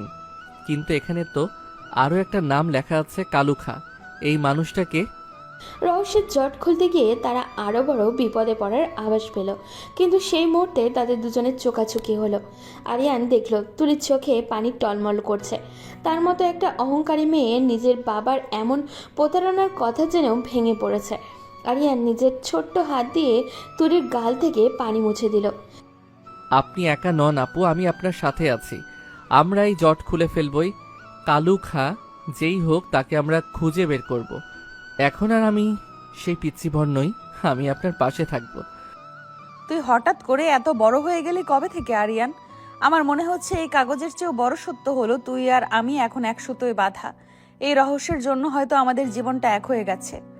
তুলি আবেগে আরিয়ানকে জড়িয়ে ধরল। আরিয়ান তাকে শান্ত করার চেষ্টা করলো। এক সময় দুজনেই ক্লান্ত হয়ে সেই রহস্যময় কাগজটা নিয়ে বিছানায় হেলান দিয়ে বসলো। অজান্তে কখন তুলি আরিয়ানের কোলে মাথা রেখে ঘুমিয়ে পড়ল, আর আরিয়ান তুলি ছুলে হাত বুলিয়ে দিতে দিতে জেগে রইল। চাঁদের আলো জানলার ফাঁক দিয়ে তাদের দুজনের ওপরে পড়ছে। তারা বুঝতে পারল এই লড়াইটা তাদের এখন থেকে একসাথে লড়তে হবে। কিন্তু কালু খাকে সকালের মিষ্টি রোদ আরিয়ানের ঘুম ভাঙল। সে দেখল তুলি তখনও তার কোল ঘেঁষে অঘরে ঘুমাচ্ছে। রাতে সেই রহস্যময় কাগজের কথা মনে পড়তেই আরিয়ানের বুকটা ধক করে উঠল। কাগজটা সাবধানে বালিশের নিচে লুকিয়ে রেখে সে তুলির নাকের ডগায় একটা আলতো টোকা দিল। তুলি ঘুমের ঘোরে বিরক্তি প্রকাশ করে মুখ কুচকালো। ওরে আমার জমিদার বাড়ির আলসেমে, বেলা যে গড়িয়ে দুপুর হতে চলল। আপনার কি ওঠার নাম গন্ধ নেই? উঠুন বলছি, আম্মা ডাকতে আসবে তো এখনই। ও ফারিয়ান, একটু ঘুমাতে দে না। শহর হলে আমি এখন এসি ছেড়ে শান্তিতে ঘুমাতাম। এই কক কক মুরগির ডাকে আমার মাথা ধরে গেছে। তুই এত সকাল সকাল কেন আমায় জ্বালাস? আরিয়ান এবার ঘর মোছার ঘটি থেকে হাতের তালুতে সামান্য পানি নিয়ে তুলির মুখে ছিটিয়ে দিল। তুলি একদম ভেবাচাকে খেয়ে লাফিয়ে উঠল। তার শাড়ির আঁচলটা একটু এলোমেলো হয়ে কাঁধ থেকে পড়ে গেছে। সে রাগে চোখে আরিয়ানের দিকে তাকিয়ে বিছানা থেকে নেমে দাঁড়ালো। তুই তো অনেক পেকেছিস আরিয়ান, আমার মুখে পানি ছিটিয়েছিস। দাঁড়া, তোকে আজ আমি মজা দেখাচ্ছি। তুলি খাট থেকে নেমে আরিয়ানকে ধরার জন্য দৌড় দিল। আরিয়ান তো হাসতে হাসতে খাটের চারপাশ দিয়ে ঘুরছে। তুলি তাকে ধরতে গিয়ে পা পিছলে পড়ে যেতে নিলেই আরিয়ান তাকে খপ করে ধরে ফেলল। দুজন দুজনের দিকে তাকিয়ে হাসতে লাগলো। ঠিক সেই সময় দরজার ওপাশে আরিয়ানের আব্বু আর আম্মু এসে দাঁড়ালেন। তাদের দেখে আরিয়ান আর তুলি একটু লজ্জা পেয়ে দূরে সরে দাঁড়ালো। ও মা, নতুন জামাই বউয়ের তো দেখি সকাল হতে খুনসুটি শুরু হয়ে গেছে। আমরা তো ভেবেছিলাম জমিদার বাড়ির মেয়ে আমাদের এই পাড়া গায়ে এসে মন খারাপ করে বসে থাকবে, কিন্তু তোদের এইভাবে দেখে আমার পরানটা জুড়িয়ে গেল। ঠিক বলেছ, আরিয়ান, বৌমাকে কষ্ট দিস না বাবা, ও অনেক বড় বাড়ির মেয়ে। আমাদের এই পরিবেশে মানিয়ে নিতে ওর কষ্ট হচ্ছে। তোদের এই হাসি মুখ দেখলে আমার কলেজাটা ঠান্ডা হয়ে যায়, মনে হয় সব বিপদ আপদ কেটে যাবে। আরিয়ানের আব্বুর মুখে আজ হাসি থাকলেও আরিয়ান লক্ষ্য করলো তার চোখে একটা অপরাধবোধ কাজ করছে। কাল রাতে সেই গোপন কাগজের কথা মনে পড়তেই আরিয়ানের বুকের ভেতরটা মোচড় দিয়ে উঠল, কিন্তু বাবা মায়ের সামনে সে নিজেকে সামলে নিয়ে হাসি মুখে কথা বলতে লাগলো। দেখো আম্মা, তোমার ছেলের বউ কত বড় আলসে। সূর্য মাথার উপর উঠে গেল তাও সে বিছানা ছাড়বে না, আবার উল্টো আমায় ধমক দেয়। তুমি আজ ওকে দিয়ে সব কাজ করাবে। আব্বু দেখুন আপনার ছেলে আমায় কি বলছে, আমি নাকি আলসে। কাল রাতে মশা তাড়া করতে করতে আমার ঘুম আসেনি, আর সে এখন আমার উপর দোষ চাপাচ্ছে। আজ আমি আরিয়ানের জন্য কোনো নাস্তা বানিয়ে দেব না কাউকে। ও আজ উপোস থাকুক, দেখি ও কি খেয়ে পেট ভরায়। তুলির এমন কথা শুনে আরিয়ানের বাবা মা দুজনেই হো হো করে হেসে উঠলেন। আরিয়ানের আব্বু মনে মনে চাইলেন এই হাসি খুশি যেন বজায় থাকে, তবে কালু খার ভয়টা তার মনে কাটার মতো বেঁধেছে। তিনি দ্রুত সেখান থেকে কাজের বাহানায় সরে গেলেন। চলো মা তুলি, আজ তোকে পিঠা বানানো শেখাবো। আরিয়ান তো পিঠে খেতে খুব ভালোবাসে। আরিয়ান, তুই যা তো নদী থেকে তাজা মাছ নিয়ে আয়, আজ দুপুরে ভালো করে ভোজ হবে। আচ্ছা আম্মা, যাচ্ছি। কিন্তু তুলি আপু যদি পিঠা বানাতে গিয়ে সব পুড়িয়ে ফেলে, তবে কিন্তু আমি এক লোকমাও খাবো না বলে দিলাম। তুই যা তো, আমার হাতের পিঠা খাওয়ার জন্য তুই পরে লাইন দিবি দেখিস, তখন কিন্তু আমি তোকে একটাও দেব না। আরিয়ান মাছ ধরার জাল নিয়ে নদীর দিকে হাঁটা দিল, আর তুলি আম্মার সাথে রান্নাঘরের দিকে গেল। যাওয়ার সময় তুলি আরিয়ানের দিকে একবার তাকালো। সেই চাহনিতে অনেক না বলা কথা আর মায়া ছিল। আরিয়ানও হাসলো। তারা দুজনেই বুঝতে পারছে যে সামনে হয়তো বড় কোনো বিপদ আসছে, কিন্তু এই ছোট্ট ছোট্ট আনন্দগুলোই তাদের লড়াই করার শক্তি দিচ্ছে। আরিয়ান মেঠো পথ দিয়ে হাঁটতে হাঁটতে মনে মনে বলল, আল্লাহ, আমার এই পরিবারকে তুমি রক্ষা করো। তুলি আপুর মুখে যেন এই হাসি সবসময় থাকে। আমি জানি আব্বু কোনো একটা ভুল কাজ করেছেন, কিন্তু আমি সব ঠিক করে দেব। আরিয়ান মাছ ধরতে নদীর দিকে চলে যাওয়ার পর বাড়ির উঠানে আম গাছের ছায়ায় পিড়ে পেতে বসলো আরিয়ানের মা আর তুলি। মাটির উনুনে শুকনো কাঠ দিয়ে আগুন জ্বালানো হয়েছে। চালের গুঁড়োর গামলা সামনে নিয়ে আরিয়ানের মা পিঠে বানানোর প্রস্তুতি নিচ্ছেন, আর তুলি গোল গোল চোখ করে দেখছে কিভাবে সেই পিঠা ছাঁচে নকশা তোলা হয়। চারপাশে গ্রাম্য নিস্তব্ধতার আগুনের চটচট শব্দ আর পাখির ডাক এক মায়াবী পরিবেশ তৈরি করেছে। ও মা তুলি, তুমি তো বড় বাড়ির মেয়ে, এসব মাটির উনুনের ধোয়া তো তোমার সহ্য হওয়ার কথা না। চোখে পানি চলে আসছে তো, একটু দূরে সরে বসো মা। না না আম্মা, ঠিক আছে, আসলে প্রথম প্রথম একটু কষ্ট হচ্ছিল, এখন অভ্যাস হয়ে যাচ্ছে।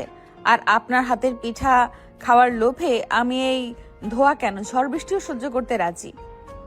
তুলির মুখে এমন মিষ্টি কথা শুনে আরিয়ানের মা হাসিতে ফেটে পড়লেন। তিনি একটা নকশা করা পিঠা উনুন থেকে নামিয়ে তুলির দিকে তাকিয়ে পুরনো দিনের কথা মনে করাতে লাগলেন। হাসতে হাসতে তার চোখে পানি চলে এলো। জানো মা, বিয়ের দিনটার কথা মনে পড়লে আমার এখনো হাসি থামে না। আরিয়ান তো তখন একদমই ছোট। বিয়ের পিড়িতে বসার পর যখন কাজী সাহেব ওকে কলেমা পড়াতে বললেন, তখন ও কি বলেছিল জানো? কি করেছিল আম্মা? আমাকে তো কেউ কিছু বলেনি এই দিনের কথা।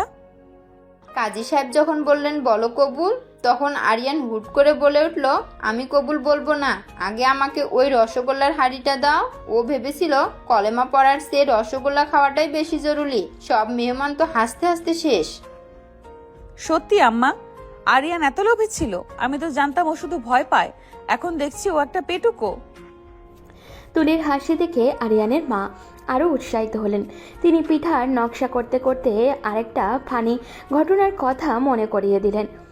শুধু কি তাই, যখন তোমার বিদায় করে আমাদের এই বাড়িতে আনা হলো, রাতে তোমায় বাসর ঘরে একা বসিয়ে রেখে ও কোথাও গিয়েছিল জানো? ও চুপি চুপি রান্নাঘরে ঢুকে ওর দাদির জন্য রাখা দুধের শরটুকু খেয়ে সাবার করে দিয়েছিল। সকালে উঠে ওর দাদি তো চেঁচামেচি শুরু করলো, আর আরিয়ান তখন তোমার খাটের নিচে মুখ লুকিয়ে বসেছিল যাতে কেউ ধরতে না পারে। ও মা, তাই তো বলি, ও মাঝে মাঝে এত অদ্ভুত আচরণ করে। আসলে ওর ছোটবেলার স্বভাব তো এখনো যায়নি। সেদিন রাতে গ্রামে আসার পর আমি যখন ভয় পাচ্ছিলাম, ও আমাকে সান্ত্বনা দেওয়ার বদলে উল্টো নিজেই চাদর মুড়ি দিয়ে আমায় ভয় দেখালো। কি এক পিচ্চি বর কপালে জুটেছে আমার। হাসো মা হাসো, এই হাসিটাই তো দেখতে চেয়েছিলাম। আমি প্রথমে খুব ভয় পেয়েছিলাম যে একটা জমিদার বাড়ির মেয়ে আমার এই ছোট্ট ছেলের সাথে কিভাবে ঘর করবে, কিন্তু এখন তো দেখছি তোমরা বেশ ভালোই মানিয়ে নিয়েছো। আরিয়ান ছোট হতে পারে কিন্তু ওর মনটা খুব পরিষ্কার। তুলি কিছুক্ষণ চুপ হয়ে গেল। আরিয়ানের মায়ের কথায় তার মনে পড়ে গেল কাল রাতের সেই গোপন কাগজের কথা। হাসাহাসির মাঝেই যেন একটা বিষণ্ণতার ছায়া পড়ল। তুলি বুঝতে পারছে আরিয়ান ছোট হলেও এই কয়েকদিনে সে তুলির প্রতি যে দায়িত্ববোধ দেখিয়েছে তা কোনো বড় মানুষের চেয়ে কম নয়। আম্মা, আরিয়ান ছোট হলেও ও কিন্তু আমায় খুব আগলে রাখে। আপনারা ওকে অনেক ভালো শিক্ষা দিয়েছেন, কিন্তু মাঝে মাঝে আমার মনে হয় আমাদের এই বিয়ের পেছনে কোনো বড় বিপদ লুকিয়ে নেই তো? আপনারা সবাই কেন যেন মাঝে মাঝে খুব চিন্তিত হয়ে পড়েন। আরিয়ানের মা হঠাৎ করেই থমকে গেলেন। তার হাতের পিঠার ছাঁচটা একটু কেঁপে উঠল। তিনি তাড়াতাড়ি সামনে নিয়ে জোর করে একটু হাসি মুখে নিয়ে তুলির দিকে তাকালেন। ধুর পাগলি, এসব আজে বাজে চিন্তা একদম মনে আনবে না। তোরা হাসি খুশি আছিস, এটাই আমাদের শান্তি। ওই দেখো, মাছ ধরে আরিয়ান বোধহয় ফিরেছে। ও এলেই তো আবার তোমাদের ঝগড়া শুরু হয়ে যাবে। পিঠাগুলো তাড়াতাড়ি নামাই, না হলে ও এসে আবার সব কাঁচা খেয়ে নেবে। আরিয়ানের দূর থেকে ব্যাগ হাতে আসতে দেখে তুলি আবারও দুষ্টুমি ভরা হাসি দিল। সে মনে মনে ঠিক করলো এখন পিঠা বানানোর গল্প নিয়ে আরিয়ানকে অনেক জ্বালাবে। কিন্তু আরিয়ানের মুখটা কেন যেন আজ খুব বেশি গম্ভীর দেখাচ্ছিল। তার চোখের কোণে একটা অজানা ভয় খেলা করছিল, যা তুলির নজর এড়ালো না। আরিয়ান মাছের ব্যাগটা উঠানে রেখে গামছা দিয়ে ঘাম মুছতে লাগলো। তার বুকটা তখনও ধকধক করছে। নদীর পাড়ে সেই অদ্ভুত লোকটার কথা সে কোনোভাবেই মাথা থেকে সরাতে পারছে না। তুলির পিঠার থালা হাতে নিয়ে হাসি মুখে আরিয়ানের কাছে এগিয়ে গেল, কিন্তু আরিয়ানের ফ্যাকাশে মুখ দেখে তার হাসিটা মুহূর্তেই মিলিয়ে গেল। কিরে আরিয়ান, তোকে এমন দেখাচ্ছে কেন? কোনো ভূত দেখেছিস নাকি নদীর পাড়ে? এই দেখ, আম্মা আর আমি মিলে তোর জন্য নকশি পিঠা বানিয়েছি, একটা খেয়ে দেখ তো। পিঠা পরে খাবো আপু। আব্বু কোথায়? আব্বুর সাথে আমার খুব জরুরি কথা আছে। আরিয়ানের গলার স্বর শুনে আরিয়ানের মাও রান্নাঘর থেকে বেরিয়ে এলেন। তিনি দেখলেন আরিয়ান অস্বাভাবিকভাবে কাঁপছে। তুলি আরিয়ানের হাত ধরল, দেখলো আরিয়ানের হাত বরফের মতো ঠান্ডা হয়ে আছে। ঠিক সেই সময় আরিয়ানের আব্বু লাঠি হাতে বাড়ির সদর দরজা দিয়ে ভেতরে ঢুকছেন। তার চোখে মুখেও এক অজানা তামা। আরিয়ান, তুই কি নদীর পাড়ে কোনো লোককে দেখেছিস? আমি শুনলাম বিলের ধারের ওই পুরনো বাড়িটাতে একজন আস্তানা গেড়েছে। হ্যাঁ আব্বু, একটা লোক আমার সামনে এসেছিল। তার গায়ের চাদরটা কালো ছিল আর চোখে একটা লম্বা কাটা দাগ। সে আমাকে বলল, জমিদারকে গিয়ে বলিস পাওনাদার দুয়ারে এসে দাঁড়িয়ে আছে, আর ওই মেয়েটা যেন বেশি দিন এই বাড়িতে না থাকে। আব্বু, ও কি আমাদের বিয়ের কাগজের সেই কালুখা? তার চোখে মুখেও এক অজানা আতঙ্ক। কালুখা নামটা শোনা মাত্রই আরিয়ানের আব্বুর হাতের লাঠিটা ধপ করে মাটিতে পড়ে গেল। তিনি দেওয়াল ধরে কোনো মতে দাঁড়িয়ে রইলেন। আরিয়ানের মা কান্নায় ভেঙে পড়লেন। তুলি অবাক হয়ে সবার দিকে তাকাতে লাগলো। তার মনে হলো যে রহস্যের জট সে খুলতে চাইছিল তা এখন তাকে গিলে খেতে আসছে। আব্বু, দয়া করে খুলে বলুন, কালু খাকে? আর সে আমার নাম নিয়ে হুমকি কেন দিচ্ছে? আমার আব্বুর সাথে তার কিসের লেনদেন? মা, সত্যিটা অনেক ভয়ঙ্কর। তোমার আব্বু যখন ব্যবসায় সর্বশান্ত হলেন তখন ওই কালুখার কাছ থেকে বিশাল অঙ্কের টাকা ধার করে নিয়েছিলেন। কালুখা ছিল ওই এলাকার ত্রাস। সে টাকা শোধ না করার বিনিময়ে তোমাকে দাবি করেছিল। সে চেয়েছিল তোমাকে বিয়ে করে পুরো জমিদারি দখল করতে। ওই জানোয়ারটা আমাকে বিয়ে করতে চেয়েছিল, আর আব্বু আমাকে রক্ষা করার জন্য আপনার কাছে পাঠালেন। তোমার আব্বু আমার বন্ধু। তিনি তোমার মান বাঁচাতে আর কালুখার হাত থেকে রক্ষা করতে আরিয়ানের সাথে তোমার বিয়ের নাটকটা সাজালেন। আমরা ভেবেছিলাম এই পাড়া গায়ে তুমি নিরাপদ থাকবে, কিন্তু কালুখা আমাদের পিছু ছাড়েনি। সে জেনে গেছে তোমরা এখানে আছো। তুলে আরিয়ানের দিকে তাকালো। যে ছেলেটা তখনও কাদামাটি দিয়ে খেলতো তাকে আজ এক ভয়ঙ্কর অপরাধীর লক্ষ্যবস্তু বানানো হয়েছে শুধু তুলিকে বাঁচাতে। তুলির চোখে পানি চলে এলো। সে বুঝতে পারল তার বাবা তাকে স্বার্থপরের মতো আরিয়ানের ঘাড়ে চাপিয়ে দিয়েছে। আব্বু, আমি থাকতে তুলি আব্বুকে কেউ নিয়ে যেতে পারবে না। আমি কালুখাকে ভয় পাই না। আমরা কালই শহরে ফিরে যাব। শহর পর্যন্ত যাওয়ার রাস্তাও বন্ধ করে দিয়েছে আরিয়ান। গ্রাম থেকে বের হওয়ার সব পথে ওর লোক পাহারা দিচ্ছে। ও চায় রাতটা আমরা ভয়ে মরি। আজ রাতে ও এই বাড়িতে হানা দিতে পারে। রাত বাড়ার সাথে সাথেই পুরো গ্রাম যেন এক নিঝুম কবরে পরিণত হলো। আরিয়ানের আব্বু দরজায় শক্ত হুড়কো লাগালেন। আরিয়ান তার তুলি জানলার কাছে বসে রইল। আরিয়ানের হাতে একটা ধারালো দাও। হঠাৎই উঠানে শুকনো পাতায় কারোর হাঁটার খসখস শব্দ পাওয়া গেল। আরিয়ানের হার্টবিট বেড়ে গেল। আরিয়ান, শুনছিস? কেউ একজন বারান্দায় উঠেছে। আমি আর পারছি না আরিয়ান, আমার খুব ভয় লাগছে। আপনি ভয় পাবেন না আপু, আমি আপনার সামনে দেয়াল হয়ে দাঁড়াবো। আপনি বরং খাটের তলায় লুকান। আরিয়ান জানলার একটা ফুটো দিয়ে বাইরে উকি দিল। সে দেখল অন্ধকারে একটা লম্বা ছায়া বারান্দার খুঁটির আড়ালে দাঁড়িয়ে আছে। লোকটার হাতে একটা লম্বা তরোয়াল চাঁদের আলোয় চিকচিক করছে। হঠাৎই সেই ছায়াটা জানলার দিকে এগিয়ে এলো এবং খুব নিচু স্বরে ডাকলো, আরিয়ানের আব্বু, বন্ধু নামানোরটা বুঝিয়ে দাও, না হলে আজ এ বাড়িতে কেউ জীবিত থাকবে না। আরিয়ান, ও তো এসে গেছে। এখন আমরা কি করব? আমাদের কি কেউ বাঁচাতে আসবে না? আরিয়ান কোনো কথা না বলে নিচের হাতের দাওটা শক্ত করে ধরল। সে ছোট হাত হতে পারে, কিন্তু তার রক্তে এখন পূর্বপুরুষের সাহস টক বক করে ফুটছে। সে বুঝতে পারছে আজ রাতে এই লড়াইটা শুধু জীবনের নয়, সম্মানেরও। গ্রামে সেই আতঙ্কিত রাত পার করে আরিয়ানার তুলি এক মুহূর্ত দেরি করেনি। তারা বুঝতে পারছে গ্রামে থাকা এখন আর নিরাপদ নয়। আরিয়ানের আব্বুর দেওয়া সাহসে এবং গ্রামবাসীরা সহায়তায় তারা কোনো মতে লুকিয়ে শহরের তুলিদের জমিদার বাড়িতে এসে পৌঁছালো। বাড়ির বড় ফটক দিয়ে ঢোকার সময় তুলির চোখে মুখে ছিল এক কঠিন প্রতিজ্ঞা। আরিয়ান তার পাশে একদম ছায়ার মতো লেগে আছে। বাড়ির ভেতরে বড় ড্রয়িং রুমে তুলির বাবা গম্ভীর মুখে বসেছিলেন। আরিয়ানা তুলিকে অসময় দেখে তিনি বেশ অবাক হলেন। কিরে মা, তোরা হুট করে গ্রাম থেকে চলে এলি যে? আরিয়ান, তোর আব্বা আম্মা সব ভালো আছে তো? তোদের তো আরো কয়েকদিন থাকার কথা ছিল। আব্বু, কুশল বিনিময় পরে হবে। আমরা এসেছি আপনার কাছ থেকে কিছু সত্য জবাব নিতে। আমরা কালুখাকে দেখেছি আব্বু। সে গ্রামে এসে আমাদের হুমকি দিয়ে গেছে। কালু খান নাম শোনা মাত্রই তুলির বাবার হাতের চায়ের কাপটা কেঁপে উঠল। তিনি মুহূর্তের জন্যই চোখের দৃষ্টি সরিয়ে নিলেন। তার কপালে বিন্দু বিন্দু ঘাম জমতে শুরু করলো। তিনি আমতা আমতা করে বিষয়টি অন্যদিকে ঘুরিয়ে দেওয়ার চেষ্টা করলেন। কালুখা? কে কালুখা মা? গ্রামে কত রকম চোর ডাকাত থাকে, হয়তো কেউ তোদের ভয় দেখিয়েছে। ওসব নিয়ে চিন্তা করিস না। তোরা জার্নি করে এসেছিস, যা হাত মুখ ধুয়ে বিশ্রাম নে। না আব্বু, আমরা কোথাও যাচ্ছি না। কালুখা সাধারণ কোনো চোর নয়। সে আপনার ঋণের কথা বলছিল, আপনার দেওয়া চুক্তির কথা বলছিল। আপনি কেন আমাকে বলির পাঠা বানিয়ে এই বিয়েটা দিলেন? কেন আমাকে বিপদের মুখে ঠেলে দিলেন?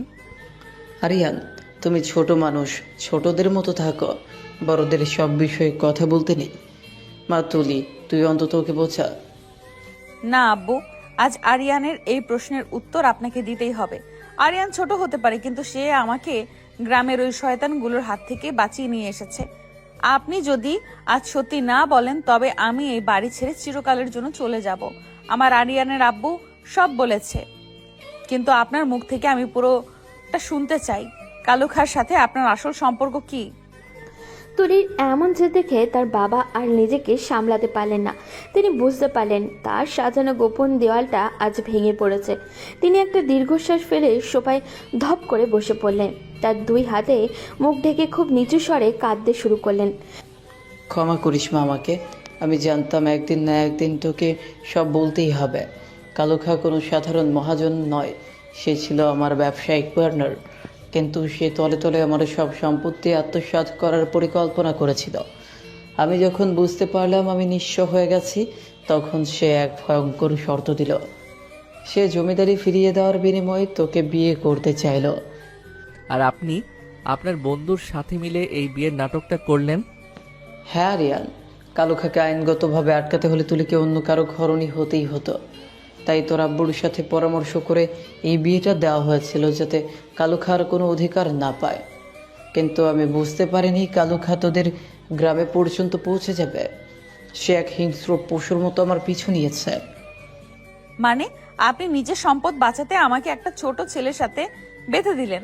একবারও ভাবলেন না আমাদের জীবনটা নিয়ে? ওই কালুখা এখন আমাদের মারার হুমকি দিচ্ছে। তুলির বাবা মাথা নিচু করে রইলেন। ঠিক সেই সময় জমিদার বাড়ির বাইরে অনেকগুলো ঘোড়ার খুরের শব্দ শোনা গেল। পুরো বাড়িটা যেন এক অজানা আতঙ্কে থমকে গেল। আরিয়ান জানলার পর্দা সরিয়ে বাইরে তাকালো।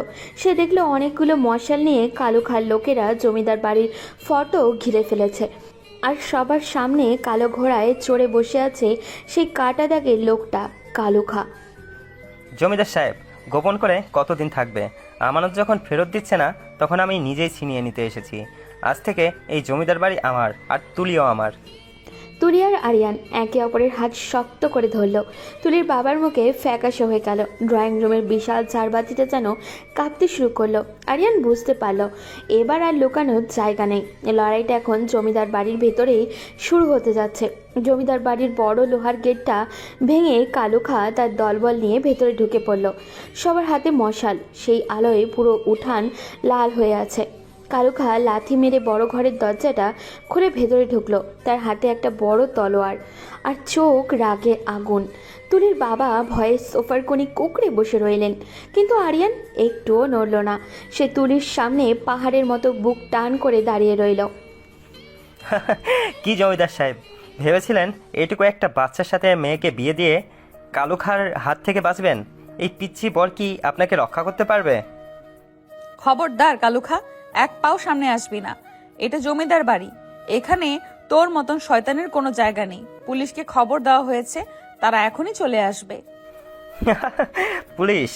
এই কালুখা যখন পা বাড়ায় তখন পুলিশও ভয় পায়। তুলি, তুমি শুধু শুধু এই পিচ্চিটার পেছনে লুকাচ্ছ কেন? একে সরিয়ে দাও, নাহলে আজের কলিজা আমি বের করে নেব।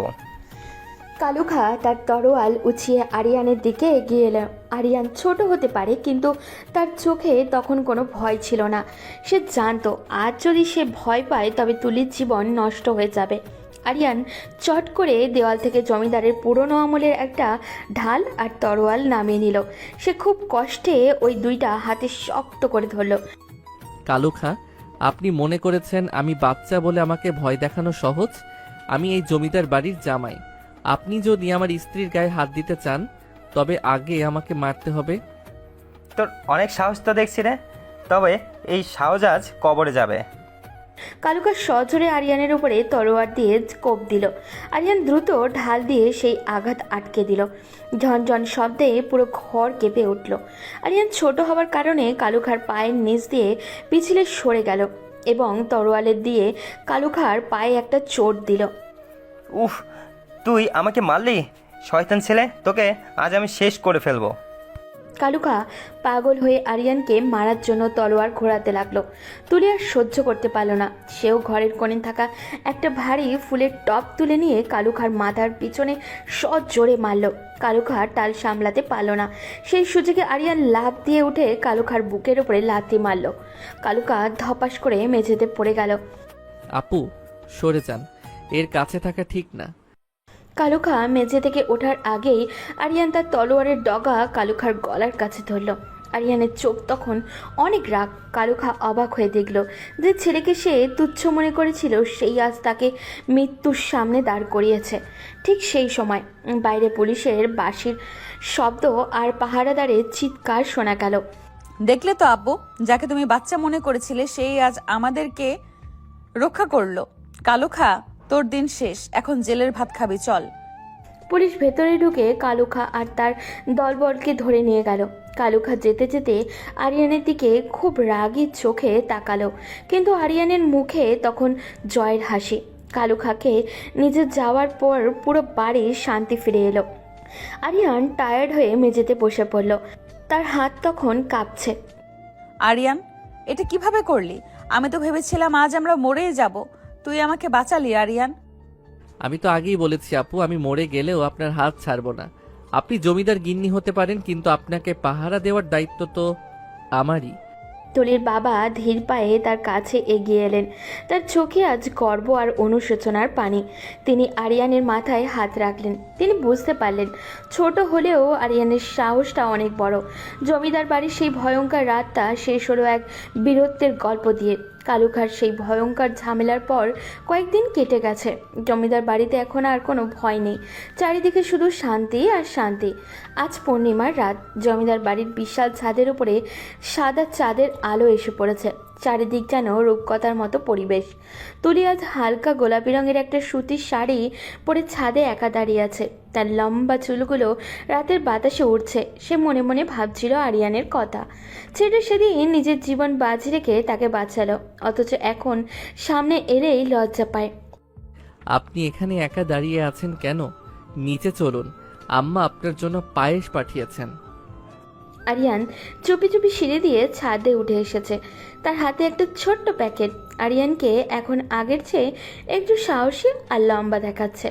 সে তুলির খুব কাছে গিয়ে দাঁড়ালো, কিন্তু লজ্জায় সরাসরি চোখের দিকে তাকাতে পারছে না। আরিয়ান, তুই কি এখনো আমাকে আপু বলেই ডাকবি? তুই কি ভুলে গেছিস যে তুই এখন এই বাড়ির আসল হিরো? তুই সেদিন যেইভাবে ওই কালুখার সামনে দাঁড়িয়েছিলি, তারপর থেকে তোকে আমার অন্যরকম মনে হয়। ওটা তো আমার দায়িত্ব ছিল, আর আপনি তো সবসময় আমাকে পিচ্ছি বর বলে খ্যাপাতেন, তাই ভাবলাম একটু সাহস দেখিয়ে দেই।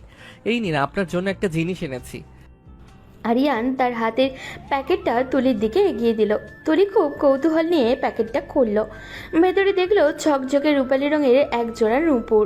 চাঁদের আলোয় নূপুরগুলো হীরের মতো চিকচিক করে উঠেছে। তুলি অবাক হয়ে আরিয়ানের দিকে তাকালো। তার চোখে তখন জল টলমল করছে। এ কি আরিয়ান, তুই আমার জন্য নূপুর এনেছিস? তুই জানতিস আমি নূপুর পরতে কত পছন্দ করি? আমি দেখেছি আপনি মাঝে মধ্যে আলমারি খুলে আপনার পুরনো নূপুরগুলো দেখেন, তাই ভাবলাম আমার জমানো টাকা দিয়ে আপনার জন্য কিছু একটা কিনি, কিন্তু আমি তো এগুলো পরিয়ে দিতে জানি না। তুই পারিস না তো কি হয়েছে, আমি শিখিয়ে দেব তোকে। আয় এখানে বস, আজ তুই নিজে আমাকে এই নূপুর পরিয়ে দিবি। আরিয়ান একটু ইতস্তত করে তুলির পায়ের কাছে ছাদে বসলো। সে খুব সাবধানে তুলির ফর্সা পায়ের নূপুরটা পরিয়ে দিতে লাগলো।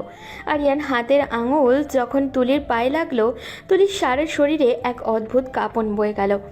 আরিয়ানের মাথাটা নিচু হয়েছিল, কিন্তু সে অনুভব করতে পারছিল তুলি তার দিকে অপলক দৃষ্টিতে তাকিয়ে আছে। নূপুর পরানো শেষ হলো। আরিয়ান লজ্জায় লাল হয়ে মাথা তুলল। সুন্দর লাগছে, মানে আপনার পায়ে খুব মানিয়েছে। আরিয়ান, আজ থেকে তুই আমাকে আর আপু ডাকবি না। তুই কি জানিস না আমি তোকে কতটা ভালোবেসে ফেলেছি? তুই বয়সে ছোট হতে পারিস, কিন্তু তোর সাহস আর মনটা অনেক বড়। তুলি আরিয়ানকে নিজের খুব কাছে টেনে নিল। আরিয়ানও আজ আর দূরে সরে গেল না। সে তুলির কাঁধে মাথা রাখলো। ছাদের উপরে বাগান বিলাস ফুলের গাছগুলো বাতাসে দুলছে, আর মিষ্টি সুবাস চারিদিকে ছড়িয়ে পড়ছে। আরিয়ান অনুভব করলো তুলির গায়ের ঘ্রাণ আজ অনেক বেশি মায়াবী লাগছে। আপনি কি সত্যিই আমাকে ভালোবাসেন? আমি তো অনেক ছোট, লোকে কত কথা বলবে আমাদের নিয়ে। লোকে যা বলে বলুক, যে বিপদের সময় নিজের বুক পেতে আমাকে রক্ষা করে, তার চেয়ে বড় রাজপুত্র আর কে হতে পারে? তুই আমার আসল রাজপুত্র আরিয়ান। আমি সারা জীবন তোর এই পিচ্চি বউ হয়েই থাকতে চাই। আপনি আমার বউ হবেন? আপনি তো জমিদার গিন্নি, আপনাকে সারা জীবন সামলানো কি সহজ কাজ হবে আমার জন্য? তুই না হয় একটু বকা খাবি আমার কাছে, তাতে কি, কিন্তু খবরদার আরিয়ান, আমার হাত কখনো ছাড়বি না। সারা জীবন এইভাবেই আগলে রাখবি তো? আরিয়ান এবার একটু দুষ্টুমি করে তুলির হাতের আঙুলগুলো নিজের মুঠোর ভেতরে নিয়ে নিল। তুলি আলতো করে আরিয়ানের কপালে একটা চুমু খেলো। চাঁদের আলোয় তাদের এই পবিত্র ভালোবাসা যেন এক নতুন পূর্ণতা পেল। যেন সম্পর্কে শুরু হয়েছিল এক রহস্যময় বিয়ের নাটক দিয়ে, সেই সম্পর্ক আজ সত্যিকারের ভালোবাসার রূপ নিল। আরিয়ান আর তুলি দুজন দুজনকে জড়িয়ে ধরে আকাশের চাঁদের দিকে তাকিয়ে রইল। কাল সকালে আম্মা আমাদের গ্রামে যেতে বলেছেন, আমাদের সেই ছোট ঘরটাতে আমার সাথে। আবার যাবেন তো? তুই যেখানেই নিয়ে যাবি আমি সেখানেই যাব, তবে শর্ত একটাই, সেখানে গিয়ে কিন্তু আমাকে আবার ভয় দেখাতে পারবি না। দুজনের একসাথে খিলখিল করে হেসে উঠল। তাদের হাসির শব্দ রাতের নিস্তব্ধতা ভেঙে এক আনন্দের সুর তুলল। জমিদার বাড়ির সেই বিশাল ছাদ আজ এক নতুন ইতিহাসের সাক্ষী হয়ে রইল, যেখানে কোনো জেদ নেই, কোনো ভয় আর নেই কোনো ভয়। আজই শুধু দুই হৃদয়ের অকৃত্রিম ভালোবাসা। সকালবেলা সূর্য ওঠার আগে তুলির কাঁচা ঘুম ভাঙিয়ে দিল আরিয়ান। গত রাতে সেই মিষ্টি রোমান্টিক ভাবটা আরিয়ানের মধ্যে এখন আর নেই। সে আবারও তার সেই পুরনো দুষ্টু রূপে ফিরে এসেছে। সে একটা পাখির পালক নিয়ে তুলির নাকের ডগায় সুড়সুড়ি দিচ্ছে। তুলির ঘুমের ঘরেই বারবার হাত দিয়ে নাক ঘষছে আর বিরক্তি নিয়ে মুখ কুঁচকে তাকাচ্ছে। ওরে আমার জমিদার গিন্নি, আর কত ঘুমাবেন? সূর্য তো আপনার শাড়ির আঁচল ছুঁয়ে ফেলেছে। ওঠেন বলছি, আজ কিন্তু আমাদের আবার গ্রামে যাওয়ার কথা। আরিয়ান, তুই কি আমাকে একটু শান্তিতে ঘুমাতে দিবি না? কাল রাতে ছাদে কত দেরি করে ঘুমালাম। যা এখান থেকে, আমাকে আরো 1 ঘন্টা ঘুমাতে দে। আরিয়ান এবার একটা গ্লাসে করে একদম ঠান্ডা পানি নিয়ে এলো। সে দুষ্টুমি করে তুলির পায়ের পাতায় কয়েক ফোঁটা পানি ছিটিয়ে দিল। তুলি হুট করে এক ঝটকায় বিছানায় উঠে বসলো। তার লম্বা চুলগুলো এলোমেলো হয়ে কপালে এসে পড়েছে। সে রাগে চোখে আরিয়ানের দিকে তাকিয়ে এক হাত কোমর দিয়ে বসে পড়ল। তুই তো দিন দিন অনেক ফাজিল হয়ে যাচ্ছিস আরিয়ান। আমার ঘুম ভাঙানোর সাহস হয় কিভাবে তোর? দাঁড়া, তোকে আজ আমি মজা দেখাচ্ছি। আমার ঘুম ভাঙানোর শাস্তি তুই এক্ষুনি পাবি। তুলি বিছানায় থেকে নেমে আরিয়ানকে ধরার জন্য দৌড় দিল। আরিয়ান হাসতে হাসতে ড্রয়িং রুমের বিশাল সোফার চারপাশে দৌড়াচ্ছে। তুলি হাঁপাতে হাঁপাতে তার পিছু নিল। আরিয়ান একবার জানলার আড়ালে লুকোচ্ছে, তো আর একবার পরেক্ষণে দৌড়ে ডাইনিং টেবিলের ওপাশে চলে যাচ্ছে। তুলি তাকে ধরতে গিয়েও বারবার ফসকে যাচ্ছে। ধরতে পারলেন না তো? জমিদার বাড়ির মেয়ে দেখি দৌড়ানোর একদমই জোর নেই। আপনি তো দেখছি একটা বুড়ি হয়ে গেছেন, আর 2 কদমে হাঁপিয়ে যাচ্ছেন। কি বললি? আমি বুড়ি?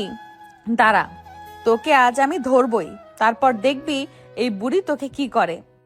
তুলি এবার একটা ফোন দিয়ে আটলো। সে হুট করেই মেকি ব্যথায় চিৎকার করে মেঝেতে বসে পড়ল। আরিয়ান ভাবলো তুলি হয়তো সত্যি পায়ে চোট পেয়েছে। সে ভয় পেয়ে দৌড়ে তুলির কাছে এলো। কি হয়েছে? তুলি, ব্যথা পেয়েছেন নাকি? আমি তো ইচ্ছা করে করিনি। দেখি দেখি কোথায় লেগেছে। আরিয়ান যেমনই চিন্তিত হয়ে তুলির সামনে এসে ঝুঁকে বসলো, অমনি তুলি খপ করে আরিয়ানের কান ধরে ফেলল। সে বিজয়ের হাসি এসে আরিয়ানের কানটা একটু মুচড়ে দিল। আরিয়ান যন্ত্রণায় কুঁকড়ে গেল, কিন্তু তুলি তাকে ছাড়ল না। এবার বল, কে বুড়ি? কে দৌড়াতে পারে না? আমাকে বোকা বানানো অত সহজ নয় আরিয়ান। এখন কানে ধরে উদ্বস কর, তবেই তোকে রেহাই দেব। উফ, কান ছাড়ুন, লাগছে তো। আচ্ছা বাবা, আমি কানে ধরছি। আপনি তো আস্ত এক বাঘিনী, আপনাকে জেতা অসম্ভব। কান ছাড়ুন এবার, লক্ষ্মী বউ আমার। তুলির কান ধরার কথা শুনে লজ্জা পেয়ে কান ছেড়ে দিল এবং খিল খিল করে হেসে উঠল। আরিয়ান গাল ফুলিয়ে এক পাশে বসে রইল। তুলি এবার মায়ার সাথে আরিয়ানের কাছে গিয়ে বসলো এবং তার গালটা টিপে দিল। সে নিজের আঁচল দিয়ে আরিয়ানের কপাল মুছে দিয়ে মিষ্টি করে হাসলো। তুই না থাকলে আমার সারাটা দিন একদম পানসে লাগতো রে আরিয়ান। তোকে একটু জ্বালাতে না পারলে আমার পেটের ভাত হজম হয় না। চল এবার তাড়াতাড়ি রেডি হয়ে নে, আম্মা অনেকক্ষণ ধরে নিচে অপেক্ষা করছেন। আমি রেডি আছি, আপনি তো দেরি করলেন। আর শোনেন, গ্রামে গিয়ে কিন্তু আমাকে দিয়ে সব কাজ করানো যাবে না। আমি এবার সেখানে গিয়ে শুধু রাজকীয় আরাম করব। আচ্ছা, দেখা যাবে। গ্রামে গেলে তো তুই আবার অন্ধকারে ভয় পেয়ে আমাকে জাপটে ধরবি, তখন দেখব কে কার ওপর হুকুম চালায়। আরিয়ান কাল রাতের কথা মনে করে লজ্জা পেয়ে মুখ ঘুরিয়ে নিল। নূপুর পরিয়ে দেওয়ার সময় তুলির সেই মায়াবী চোখের দিকে তাকানো আর তুলির ভালোবাসা পাওয়ার স্মৃতিটা তার মনে পড়ে গেল।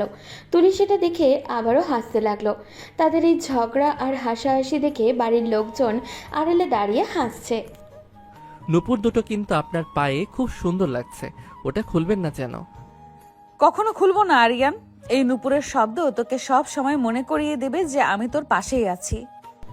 আরিয়ানা তুলি ব্যাগ গুছিয়ে গাড়ির দিকে রওনা দিল। গাড়িতে ওঠার সময় তাদের মধ্যে কে জানলার পাশে বসবে তা নিয়ে এক ছোটোখাটো যুদ্ধ হয়ে গেল।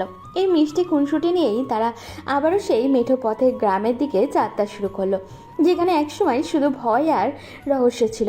এখন সেখানে শুধু তাদের ভালোবাসার খুনসুটি। শহর থেকে গ্রামের পথে গাড়িটা এগিয়ে চলছে। চারিদিকে সবুজ ফসলের মাঠ আর মাঝে মধ্যে দু একটা ছোট বাজার। আরিয়ানা তুলি পেছনের সিটে বসে আছে। আরিয়ান জানলার বাইরে তাকিয়ে আছে, আর তুলি নিজের পায়ে পড়া সেই নীল পাথরের নুপুর জোড়ার দিকে তাকিয়ে মৃদু হাসছে। পরিবেশটা বেশ শান্ত ছিল, কিন্তু হঠাৎ করেই আরিয়ানের মনে হলো কিছু একটা ঠিক নেই। সে লক্ষ্য করলো একটা কালো রঙের মাইক্রোবাস তাদের গাড়ির পিছু নিয়েছে। তুলি, দেখো তো পেছনের ওই কালো গাড়িটা কতক্ষণ ধরে আমাদের ফলো করছে। আমি যখনই তাকাচ্ছি ওটা গতি বাড়িয়ে আমাদের কাছে চলে আসছে। দূর পাগল, তোর মনে হয় মনের ভুল? মহাসড়কে কত গাড়ি চলে, সবাই কি আর আমাদের পিছু নেবে? তুই শুধু শুধু ভয় পাচ্ছিস। কিন্তু আরিয়ানের ভয়টা তোমার অমূলক ছিল না। হুট করে কালো গাড়িটা তাদের গাড়ির সামনে এসে ব্রেক কষল। ড্রাইভার জীবন বাঁচানোর জন্য গাড়িটা রাস্তার এক পাশে নামিয়ে দিল। প্রচণ্ড ঝাঁকুনিতে তুলি আরিয়ানের গায়ের উপরে এসে পড়ল। গাড়ি থামার সাথে সাথে কালো গাড়ি থেকে 4-5 জন মুখোশধারী লোক নেমে এলো। তাদের হাতে ধারালো অস্ত্র। তুলি, তুমি নিচে নামবে না। গাড়ি দরজা ভেতর থেকে লক করে দাও। ড্রাইভার কাকা, আপনিও বের হবেন না। আরিয়ানের কথা শেষ হবার আগেই লোকগুলো গাড়ির কাজ ভাঙতে শুরু করলো। তারা টেনে হিচড়ে ড্রাইভারকে বের করে আনলো এবং আরিয়ানের দিকে দরজাটা লাথি মেরে খুলে ফেললো। একজন লোক আরিয়ানের কলার ধরে বাইরে টেনে আনলো। অনেকদিন ধরে তোদের খুঁজছি। কালুখা জেল থেকে বার্তা পাঠিয়েছে। হিসেবে এখনো শেষ হয়নি, জমিদার বাড়ির মেয়েকে আমাদের সাথে যেতে হবে। আর এই পিচ্চিটাকে আজ শেষ করে দেব। খবরদার, আমার আরিয়ানকে ছেড়ে দাও। তোরা জানিস না ও কে? ও তোদের সবাইকে একা মাটির সাথে মিশিয়ে দেবে। তুলি গাড়ি থেকে নেমে আরিয়ানকে বাঁচানোর চেষ্টা করলো, কিন্তু অন্য একজন লোক তাকে ধরে ফেললো। আরিয়ান দেখলো তুলি বিপদে পড়েছে। সেই মুহূর্তে তার ছোট্ট শরীরে যেন হাজারটা সিংহের শক্তি চলে এলো। সে ধস্তাধস্তি করে নিজের হাত ছাড়িয়ে নিল এবং রাস্তার পাশে থাকা একটা মোটা কাঠের টুকরো তুলে নিল। তোরা মনে করেছিস আমি একা? আমার স্ত্রীর গায়ে হাত দেওয়ার সাহস তোদের কে দিল? আজ তোরা কেউ এখান থেকে আস্ত ফিরবি না। আরিয়ান পাগলের মতো লাঠি নিয়ে লোকগুলোর উপরে ঝাঁপিয়ে পড়ল। সে বয়সে ছোট হলেও তার ক্ষিপ্রতা ছিল অনেক বেশি। একজন লোকের হাতে সজোরে লাঠির আঘাত করতেই তার হাতে একটা ছুরিটা পড়ে গেল। আরিয়ান সেই সুযোগে ছুরিটা তুলে নিল। ঠিক সেই সময় রাস্তার ওপাশ থেকে গ্রামের দিকে যাওয়া একদল মানুষ চিৎকার শোনা গেল। গ্রামের লোকেরা লাঠিসোঁটা নিয়ে এগিয়ে আসছে। আরে, গ্রামের লোক চলে আসছে, এখান থেকে চলো। এখন থাকা ঠিক হবে না। এই পিচ্চিটা তো দেখি আস্ত একটা শয়তান। লোকগুলো তড়িঘড়ি করে তাদের গাড়িতে উঠে পালালো। আরিয়ান হাঁপাতে হাঁপাতে মাটির ওপরে বসে পড়ল। তার কপাল দিয়ে রক্ত ঝরছে, কারণ ধস্তাধস্তির সময় সে একটু চোট পেয়েছে। তুলি দৌড়ে এসে আরিয়ানকে জড়িয়ে ধরল। তার চোখ দিয়ে অঝরে পানি পড়ছে। আরিয়ান, তোর কপাল ফেটে গেছে। তুই কেন ওভাবে মারামারি করতে গেলি? যদি তোর বড় কোনো ক্ষতি হতো, আমি তো তোকে ছাড়া বাঁচতে পারবো না। আরে কিছু হয়নি তো। আপনি ঠিক আছেন তো? আপনাকে ওরা স্পর্শ করতে পারিনি তো? আমি তো বলেছি আমি থাকতে আপনার কোনো ভয় নেই। গ্রামের লোকেরা এসে তাদের সাহায্য করলো। ড্রাইভারকে সুস্থ করা হলো। আরিয়ান আর তুলি আবারও গাড়িতে বসলো, কিন্তু এবার তুলি আরিয়ানের হাত এক মুহূর্তের জন্য ছাড়ল না। সে আরিয়ানের মাথার রক্ত নিজের ওড়না দিয়ে মুছে দিল। আরিয়ানও সেই সাহস থেকে তুলি বুঝতে পারলো আরিয়ানের সেই সাহস দেখে তুলি বুঝতে পারলো কালুখা জেলে থাকলেও তার জাল অনেক দূর পর্যন্ত বিস্তৃত। আরিয়ান, আমার কেন যেন মনে হচ্ছে গ্রামের বাড়িতে যাওয়াটা এখন আরো বেশি বিপজ্জনক হয়ে গেল।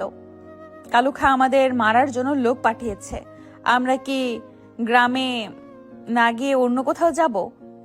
না তুলি, পালিয়ে গেলে ওরা আমাদের দুর্বল ভাববে। গ্রামে আমাদের অনেক মানুষ আছে, আমরা সেখানেই যাব এবং এই কালু খার শেকড় উপড়ে ফেলবো। তুমি আমার সাথে আছো তো? তুলি আরিয়ানের চোখের দিকে তাকালো। সে চোখে কোনো ভয় নেই, আছে শুধু জেদ আর ভালোবাসা। তুলি আরিয়ানের কাঁধে মাথা রাখলো। গাড়িটা আবারও গ্রামের মেঠো পথ ধরে ঢুকলো, কিন্তু এবার এক অদ্ভুত থমথমে পরিবেশ। গ্রামের প্রবেশ মুখেই আরিয়ান দেখলো তাদের বাড়িটার সামনে অনেক পুলিশ আর গ্রামের মানুষ ভিড় করে আছে। আরিয়ানের বুকটা ধক করে উঠল। ড্রাইভার কাকা, তাড়াতাড়ি চালান। মনে হচ্ছে বাড়িতে কিছু একটা হয়েছে। আব্বু আম্মা ঠিক আছে তো? গাড়ি বাড়ির সামনে থামতেই আরিয়ান আর তুলি দেখলেও বাড়ির বারান্দায় আরিয়ানের আব্বু বসে আছেন, আর তার সামনে একটা রহস্যময় লোক বসে আছে যাকে আরিয়ান আগে কখনো দেখেনি। লোকটার পরনে দামি কোট প্যান্ট এবং হাতে একটা সোনার আংটি। লোকটা আরিয়ানকে দেখে উঠে দাঁড়ালো এবং মৃদু হাসলো। এই তো বেশি সাহসী ছেলে। আরিয়ান, আমি তোমার আসল পরিচয় তোমাকে বলতে এসেছি। তোমার আব্বু তোমাকে যা বলেছে তার চেয়েও বড় এক সত্য আজ তোমার সামনে আসবে। আরিয়ান আর তুলি একে অপরের দিকে তাকালো। তুলি বুঝতে পারলো কালুখার চেয়েও বড় কোনো রহস্য তাদের জন্য অপেক্ষা করছে। বাড়ির উঠানে তখন পিনপতন নীরবতা। পুলিশ আর গ্রামের উৎসুক মানুষগুলো একটু দূরে দাঁড়িয়ে ফিস ফিস করছে। আরিয়ান আর তুলি ধীর পায়ে বারান্দার দিকে এগিয়ে এলো। আরিয়ানের কপালে তখনও রক্তের দাগ শুকায়নি, কিন্তু সেদিকে তার কোনো খেয়াল নেই। তার পুরো নজর ওই রহস্যময় লোকটার উপরে। লোকটা দেখতে অনেকটা অভিজাত কোনো ব্যক্তির মতো, কিন্তু তার চোখের ভেতরে এক গম্ভীর বিষাদ লুকিয়ে আছে। আরিয়ানের আব্বু মাথা নিচু করে বসে আছেন, যেন তিনি আজ কোনো বড় অপরাধের দায়ে ধরা পড়েছেন। অনেক বড় হয়ে গেছো তুমি আরিয়ান। তোমার চোখগুলো ঠিক তোমার মায়ের মতো হয়েছে, সাহসী এবং মায়াবী। কে আপনি? আমার মায়ের কথা কেন বলছেন? আমার আম্মা তো ওই যে ঘরের ভেতরে কাঁদছেন। আর আপনি বা কে যে আমাদের বাড়ির বারান্দায় এভাবে বসে আছেন? আরিয়ানের আম্মা ঘর থেকে বেরিয়ে এলেন। তার চোখ দুটো কান্নায় লাল হয়ে আছে। তিনি আরিয়ানের সামনে এসে তার হাত দুটো ধরলেন, কিন্তু এবার তিনি আরিয়ানের চোখের দিকে তাকাতে পারছেন না। তিনি পাশে দাঁড়িয়ে সব দেখছে এবং বোঝার চেষ্টা করছে আসলে ঘটেছেটা কি। আরিয়ান বাবা, আজ তোর কাছে আমাদের অনেক বড় একটা ক্ষমা চাওয়ার আছে। আমরা তোকে এতদিন যা বলেছি তার সবটুকু সত্যি ছিল না। এই যে লোকটা তোর সামনে বসে আছে, ইনি তোর আপন চাচা, আর তুই এই গ্রামের সাধারণ কোনো ছেলে নোস। আরিয়ান যদি এখানকার না হয় তাহলে ও কে, আর আপনারা কেন ওকে মিথ্যা পরিচয় দিয়ে বড় করেছেন? রহস্যময় লোকটা এবার পকেট থেকে একটা পুরনো ঝাপসা হয়ে যাওয়া ছবি বের করলেন। ছবিতে এক রাজকীয় দম্পতি আর তাদের কোলে একটা ছোট্ট শিশু। লোকটা ছবিটা আরিয়ানের হাতে নাগালে ধরলেন। আরিয়ান দেখল সেই ছোট্ট শিশুটার গলায় একটা লকেট আছে, যে লকেটটা এখনও আরিয়ানের গলায় সুতোয় ঝুলে আছে। আমার বড় ভাই ছিলেন এক বিশাল অঞ্চলের অধিপতি। আমরা তাকে নবাব বলে ডাকতাম, কিন্তু ক্ষমতার লোভে আমাদেরই কিছু আত্মীয় তাকে আর ভাবিকে শেষ করে দেয়। সেই রাতেই তোমার এই পালক আব্বু, যিনি তখন আমাদের বিশ্বস্ত পাহারাদার ছিলেন, তোমাকে বুক দিয়ে আগলে এই গ্রামে পালিয়ে আসেন। তিনি তোমাকে নিজের পরিচয় দিয়ে বড় করেছেন, যাতে ওই শত্রুরা তোমাকে খুঁজে না পায়। তার মানে আমি কোনো চাষির ছেলে না, আমি এক নবাবের সন্তান। আব্বু, আপনি আমাকে এতদিন কেন বলেননি? কেন আমাকে মিথ্যে একটা জীবনের মধ্যে বড় করলেন? আরিয়ান, আমি তোকে হারাতে চাইনি বাবা। কালুখা তোকে মারতে চেয়েছিল শুধু জমিদারি দখল করার জন্য, কিন্তু তোর আসল শত্রুরা যদি জানতে পারে তুই বেঁচে আছিস তবে পুরো গ্রাম জ্বালিয়ে দিত। আমি তোকে বাঁচানোর জন্যই তোর পরিচয় লুকিয়ে রেখেছিলাম। তুলে যেন নিজের কানকে বিশ্বাস করতে পারছেন না।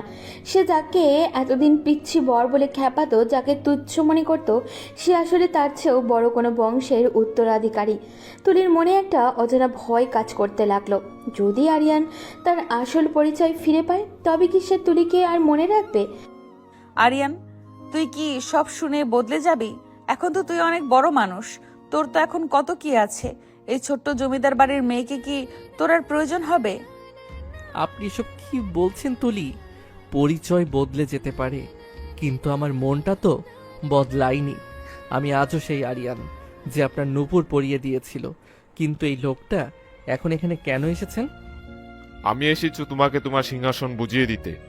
আরিয়ান, তোমার বাবার অনেক সম্পত্তি এখন বেদখল হয়ে আছে। কালুখা আসলে সেই শত্রুদের একটা অংশ। সে এখনো জানতে পেরেছে নবাবের রক্ত এখনো বেঁচে আছে। তখনই সে তোমাকে মারার জন্য উঠে পড়ে লেগেছে। তোমাকে এখন আমার সাথে শহরে যেতে হবে, নিজের হক বুঝিয়ে দিতে হবে। হঠাৎ করেই বাড়ির পেছনের জঙ্গল থেকে একটা প্রচণ্ড গুলির শব্দ শোনা গেল। উপস্থিত সবাই আটকে উঠল। পুলিশেরা পজিশন নিল। রহস্যময় লোকটা দ্রুত আরিয়ানকে আগলে ধরলেন। বোঝা গেল আরিয়ানের পরিচয় ফাঁস হওয়ার সাথে সাথেই বিপদ আরও কয়েক গুণ বেড়ে গেছে। শত্রু শুধু কালুখা ছিল না, শত্রু ছিল আরও বড় কেউ। সবাই ঘরের ভিতরে যান। কালু খান লোকরা নয়, এবার সত্যিকারের প্রফেশনাল খুনিরা বাড়ি ঘিরে ফেলেছে। তারা নবাবের শেষ বংশধরকে আজ শেষ করে দিতে চায়। আরিয়ান, তোমাকে আমাদের সাথে নিরাপদ জায়গায় যেতেই হবে। না, আমি কোথাও পালাবো না। যারা আমার বাবা মাকে মেরেছে, যারা আমার এই সাধারণ জীবনটা বিষিয়ে দিয়েছে, আজ তাদের সাথে ফয়সালা হবে। তুলি, আপনি ঘরের ভেতরে যান। আজ আমি আমার আসল পরিচয় দিয়ে যুদ্ধ করব। আরিয়ান এবার আর সেই ছোট্ট ছেলেটি নেই। তার কণ্ঠ নবাবদের মতো তেজ। সে পাহারাদারদের হাত থেকে একটা বন্দুক কেড়ে নিল। তুলি তার হাত শক্ত করে ধরল। তুলি জানে আজকের এই রাতটা তাদের জীবনের শেষ রাতও হতে পারে, কিন্তু সে আরিয়ানকে একা ছাড়বে না। তুই যেখানে যাবি আমিও সেখানেই যাব। তুই যদি নবাব হোস তবে আমি তোর নবাব জাদি। মরণ হলে আমাদের একসাথেই হবে। বাড়ির চারপাশ থেকে আগুনের গোলা আর গুলির বৃষ্টি শুরু হলো। অন্ধকার রাতে এই শান্ত গ্রামটা রণক্ষেত্র পরিণত হলো। আরিয়ান বুঝতে পারল তার শৈশব আর চিরকালের জন্য শেষ হয়ে গেছে। এখন শুরু হলো এক নতুন রাজবংশের লড়াই।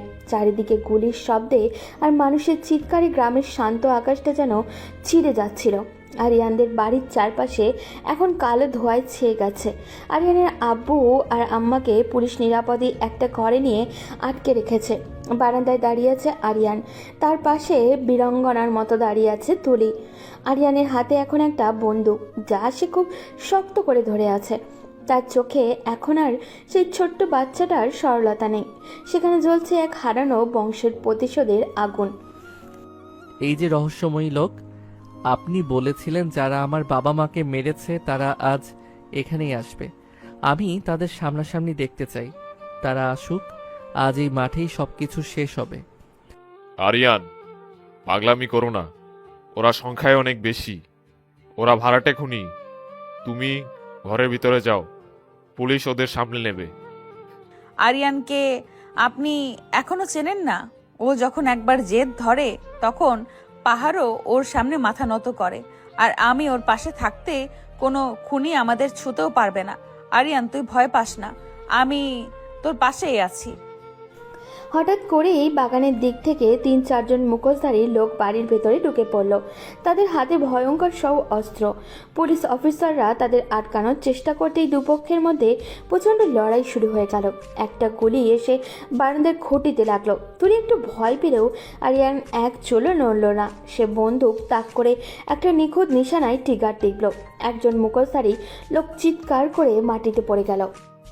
যারা আমার শৈশব কেড়ে নিয়েছে, যারা আমার আব্বু আম্মাকে সারা জীবন আতঙ্কে রেখেছে, তাদের জন্য আমার কোনো দয়া নেই। তুলি, তুমি ওই খুঁটির আড়ালে যাও। লড়াই যখন তুঙ্গে, ঠিক তখনই সাদা রঙের একটা গাড়ি ধুলো উড়িয়ে উঠানে এসে থামলো।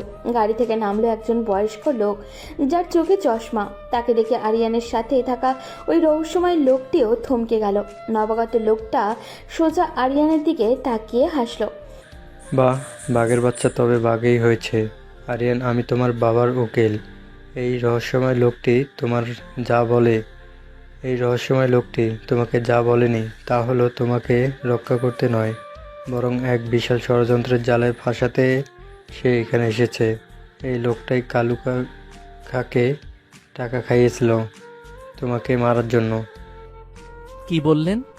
এই লোকটা আমাকে মারতে চেয়েছে, কিন্তু উনি তো আমাকে আমার আসল পরিচয় দিয়ে এখান থেকে নিয়ে যেতে চাইলেন। উনি এসেছেন তোমাকে নিয়ে গিয়ে ভয় দেখিয়ে সব সম্পত্তি নিজের নামে লিখে নিতে, তারপর তোমাকে চিরকালের জন্য সরিয়ে দিতেন। কালুখা জেলে থেকে সব স্বীকার করেছে আরিয়ান। এই লোকটাই তোমার আসল শত্রু। আরিয়ানের সাথে থাকা রহস্যময় লোকটি এবার নিজের আসল রূপ বের করলো। সে পকেট থেকে একটা রিভলভার বের করে আরিয়ানের মাথায় রাখলো। তুলি চিৎকার করে আরিয়ানের সামনে দাঁড়াতে চাইলো, কিন্তু লোকটা তাকে ধাক্কা দিয়ে সরিয়ে দিল। হ্যাঁ, আমি শেষ করেছি তোর বাবাকে। বড় ভাই হয়ে সব সম্পত্তি ও ভোগ করবে, আর আমি কিছুই পাবো না। সেটা দিতে হতে দেইনি।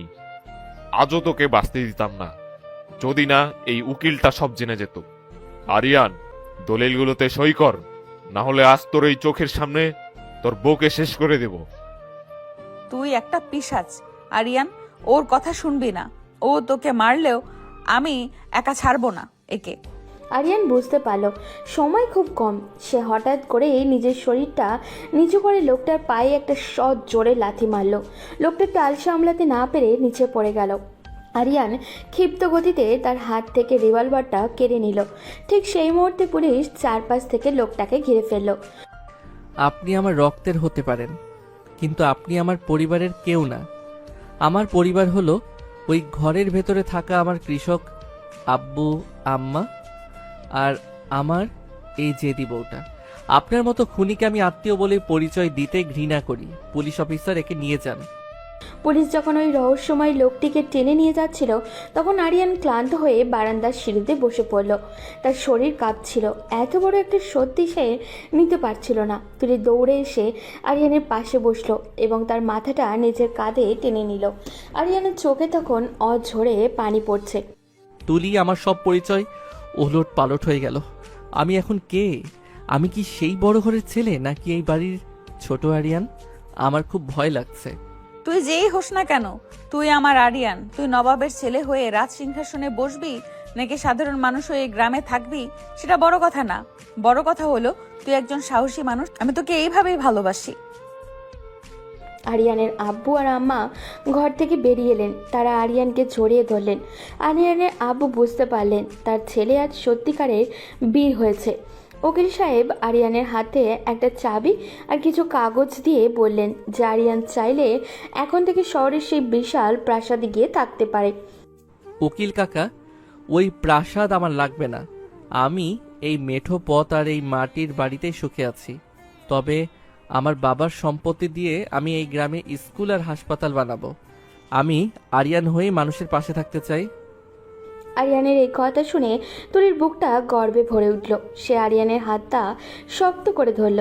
ভোরের আলো ফুটতে শুরু করেছে। রাতে সেই অন্ধকার আর ভয়ঙ্কর লড়াই শেষ হয়ে এক নতুন ভোরের সূচনা হয়েছে।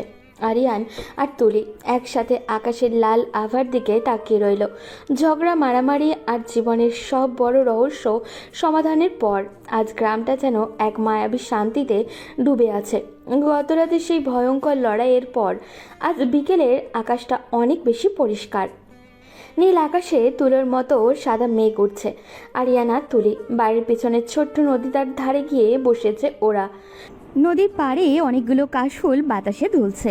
আরিয়ান একটা বড় পাথরের উপরে বসে আছে আর তুলি তার ঠিক পাশেই নরম ঘাসের উপরে পা ছড়িয়ে বসেছে দুজনেই। অনেকক্ষণ চুপ করেছিল ওরা, শুধু নদীর কলকল শব্দ শোনা যাচ্ছিল। তুলি, আপনি কি কখনো ভেবেছিলেন যে আমাদের জীবনটা এমন একটা নাটকীয় মোড় নেবে? সেদিন যখন প্রথমবার আপনার সাথে আমার বিয়ে হলো, আমি তো ভয়ে আপনার ধারে কাছে যেতাম না। মনে হতো আপনি আমাকে খাঁচা চিবিয়ে খাবেন। সারাক্ষণ কেমন বাহিনীর মতো তাকিয়ে থাকতেন। আমি বুঝি এতটাই ভয়ঙ্কর ছিলাম।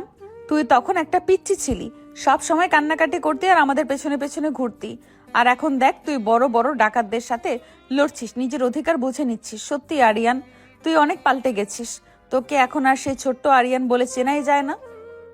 তুলি কথা বলতে বলতে আরিয়ানের মুখের দিকে তাকালো। আরিয়ানের কপালে সেই আঘাতের চিহ্নটা এখনো হালকা লাল হয়ে আছে। তুলি মায়ার সাথে নিজের সুতির শাড়িটা আঁচলটা একটু ভিজিয়ে আরিয়ানের কপালটা আলতো করে মুছে দিল। আরিয়ান স্থির হয়ে তুলির মায়াবী চোখের দিকে তাকিয়ে রইল। সূর্যের শেষ বিকেলের আলো তখনও তুলির মুখে পড়ে এক অদ্ভুত আভা তৈরি করছে। আপনি আমাকে পাল্টে দিয়েছেন তুলি। যদি আপনি আমার জীবনে না আসতেন তবে আমি হয়তো সারা জীবনে সাধারণ আরিয়ান হয়েই ঘরের কোণে পড়ে থাকতাম। আপনি আমাকে সাহস দিয়েছেন, আমাকে বড় হতে শিখিয়েছেন। বিশ্বাস করেন, এখন আমার মনে হয় আপনাকে ছাড়া আমি এক মুহূর্ত ভালো থাকতে পারবো না। তাই বুঝি? নবাব সাহেব তো দেখছি এখন খুব সুন্দর গুছিয়ে কথা বলতে শিখে গেছেন। আচ্ছা বলতো, এই যে তুই এখন এত বড় বংশের ছেলে আর এত সম্পদের মালিক, তুই কি সত্যি রাজপ্রাসাদে যাবি না? সেখানে তো অনেক বড় ঘরের মেয়েরা তোর জন্য অপেক্ষা করবে। আমাকে কি তোর মনে থাকবে তখন?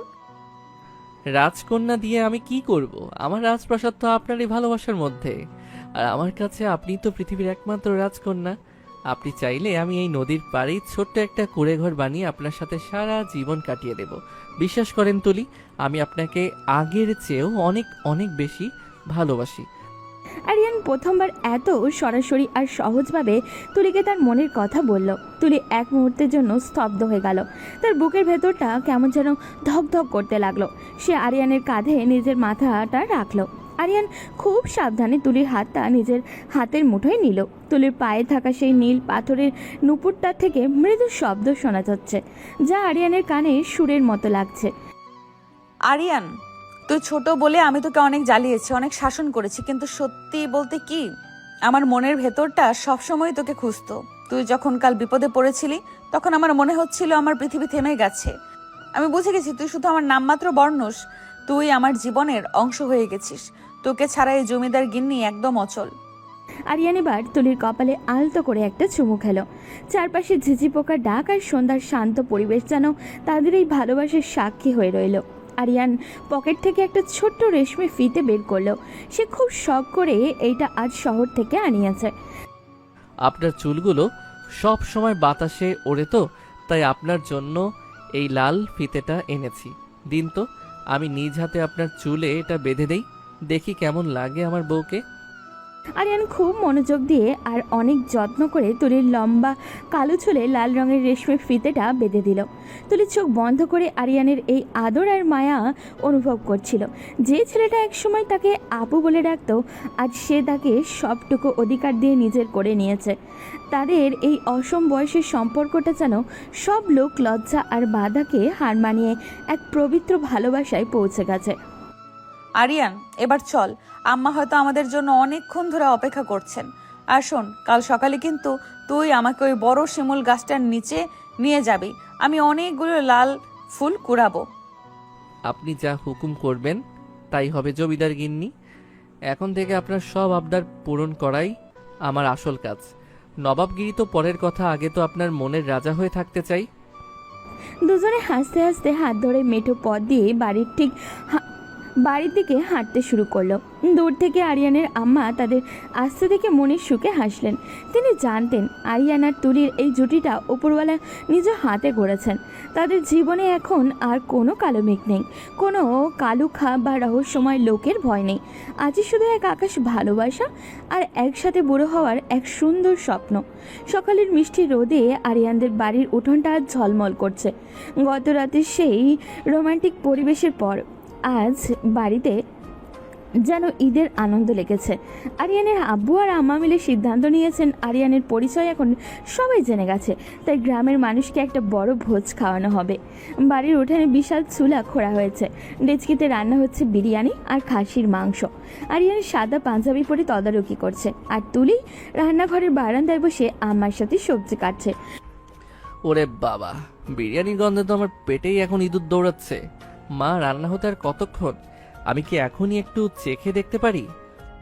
খবরদার আরিয়ান, আগে মেহমানরা খাবে, তারপর তুই এখন নবাব হয়ে গেছিস বলে কি নিয়ম ভাঙবি? যা, বাবাকে গিয়ে সাহায্য কর। আর দেখ মেহমানদের বসার জায়গায় ঠিকমতো পাটি বিছানো হয়েছে কিনা। আম্মা, ও নবাব হলে কি হবে? ও তো সেই পেটু আরিয়ানি রয়ে গেছে। এক হাঁড়ি বিরিয়ানি দিলেও ওর মনে হবে হয়নি। আরিয়ান, তুই বরং ওই বড় ডেকচি একটু নেড়ে দে তো, তোর গায়ে তো এখন অনেক শক্তি। তুলির কথা শুনে আরিয়ান একটু ভাব নিয়ে ডেচকির কাছে চলে গেল। সে খুন্তি দিয়ে নাড়তে গিয়ে নাকে ধোঁয়া লেগে কাশতে শুরু করলো। তুলি সেটা দেখে খিলখিল করে হাসতে লাগলো। আরিয়ান লজ্জা পেয়ে তুলির দিকে একটু পানি ছিটিয়ে দিল। তুলিও ছাড়ার পাত্রী না, সেও হাতে থাকা আলুর খোসা আরিয়ানের দিকে ছুঁড়ে মারল। তাদের এই দুষ্টুমি দেখে বাড়ির সবাই হাসাহাসি করছে। তোরা কি কোনোদিনও বড় হবি না? বিয়ের পর মানুষ গম্ভীর হয়, আর তোদের পাল্লাপাল্লি তো দিন দিন বাড়ছেই। আরিয়ান, শোন বাবা, শহরের সেই উকিল সাহেব ফোন করেছিল, তিনি বিকেলের দিকে কিছু কাগজপত্র নিয়ে আসবেন। দুপুরের দিকে গ্রামের সব মানুষ আসতে শুরু করলো। আরিয়ানা তুলি দুজন মিলে সবাইকে যত্ন করে খাওয়ালো। গ্রামের মানুষ অবাক হয়ে দেখছিল যে ছেলেটা এত বড় বংশের উত্তরাধিকারী, সে কতটা সাধারণ মানুষের মতো সবার সাথে মিশেছে। খাওয়া দাওয়া শেষ করে বিকেলে যখন সব শান্ত হলো, তখন সেই উকিল সাহেব এবার এলেন। তার সাথে এবার আর কেউ নেই। আরিয়ান, আমি তোমার জন্য একটা খবর নিয়ে এসেছি। তোমার বাবার সম্পত্তির একটা বড় অংশ এখন তোমার নামে হয়ে গেছে। কিন্তু আমি একটা কথা বলতে চাই, তুমি কি সত্যি শহরে গিয়ে থাকতে চাও না? সেখানে তোমার জন্য এক বিশাল রাজপ্রাসাদ অপেক্ষা করছে। উকিল কাকা, আমি তো আগেই বলেছি আমার প্রাসাদ হলো আমার এই পরিবার আর এই গ্রাম। আমি সিদ্ধান্ত নিয়েছি শহরের ওই বাড়িটা আমি একটা এতিমখানায় দান করে দেব, আর বাকি সম্পদ দিয়ে আমি এই গ্রামে একটা বড় স্কুল আর একটা আধুনিক হাসপাতাল বানাবো। আমাদের এই গ্রাম থেকে যেন আগামীর অনেক বড় বড় ডাক্তার আর ইঞ্জিনিয়ার তৈরি হয়।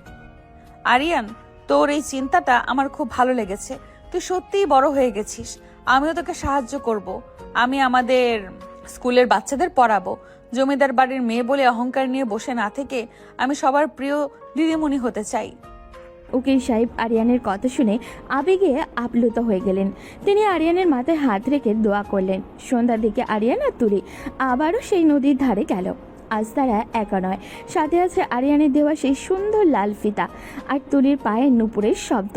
নদীর উপর দিয়ে ঠান্ডা বাতাস বয়ে যাচ্ছে। তুলি, আমাদের জীবনের সব বাধা তো শেষ হলো, এবার আমাদের একটা নতুন জীবন শুরু করার সময়। আপনি কি আমার সাথে সারা জীবন এভাবেই ছায়ার মতো থাকবেন?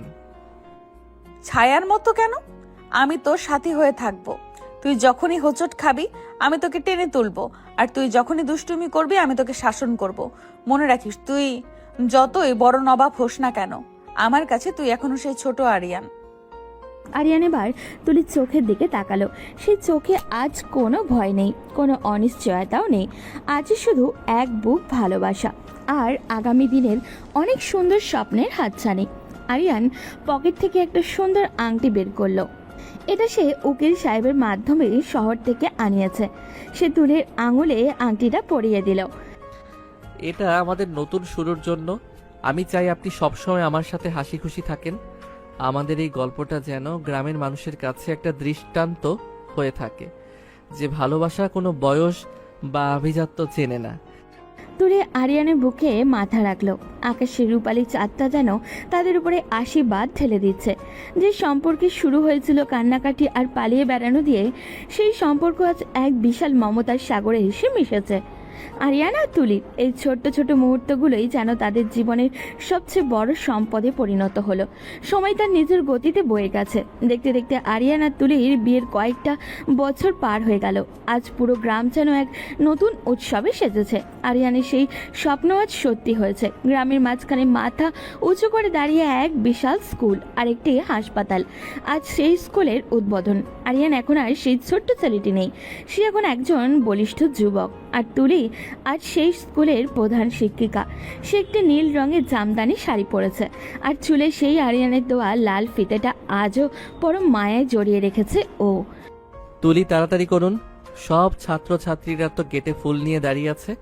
আপনি ফিতে না কাটলে তো অনুষ্ঠান শুরুই হবে না। আপনি তখন আমার চেয়েও বড় ভিআইপি হয়ে গেছেন। নবাব সাহেবের ধৈর্য তো দেখছি দিন দিন কমেই যাচ্ছে। একটু দাঁড়ান, আপনার এই দুষ্টু ছেলেটাকে তা আগে সামলে নেই। ও তো একদম আপনার মতোই হয়েছে, এক জায়গায় স্থির হয়ে বসতে চায় না। তুলির কোলে এখন 1.5 বছরের এক ফুটফুটে ছেলে, যার নাম রাখা হয়েছে আরিফ। সে দেখতে একদম ছোটবেলার আরিয়ানের মতো। আরিফ তার ছোট্ট হাত দিয়ে তুলির নুপুর ধরার চেষ্টা করছে আর খিলখিল করে হাসছে। আরিয়ান হাসি মুখে এগিয়ে এসে ছেলেটিকে নিজের কোলে তুলে নিল। দেখছিস বাবা, তোর মা কত দেরি করে। আমরা যখন স্কুলে পড়তাম তোর মা তো আমাকে কান ধরে দাঁড় করিয়ে রাখতো দেরি করার জন্য, আর এখন সে নিজেই দেরি করছে। একেই বলে ভাগ্যের পরিহাস। হয়েছে, অনেক পুরনো কথা মনে করিয়েছেন। এখন চলেন, আম্মা আর আব্বু তো গাড়িতে গিয়ে বসে আছেন। আজ গ্রামের মানুষদের মুখে যে হাসি দেখছি আরিয়ান, এর চেয়ে বড় নবাবগিরি আর কিছুতেই হতে পারে না। অনুষ্ঠান স্থলে পৌঁছানোর পর পুরো গ্রামবাসী তাদের দুজনকে করতালির মাধ্যমে স্বাগত জানালো। আরিয়ানের আব্বু আর আম্মা আজ সামনের সারিতে বসে আছেন।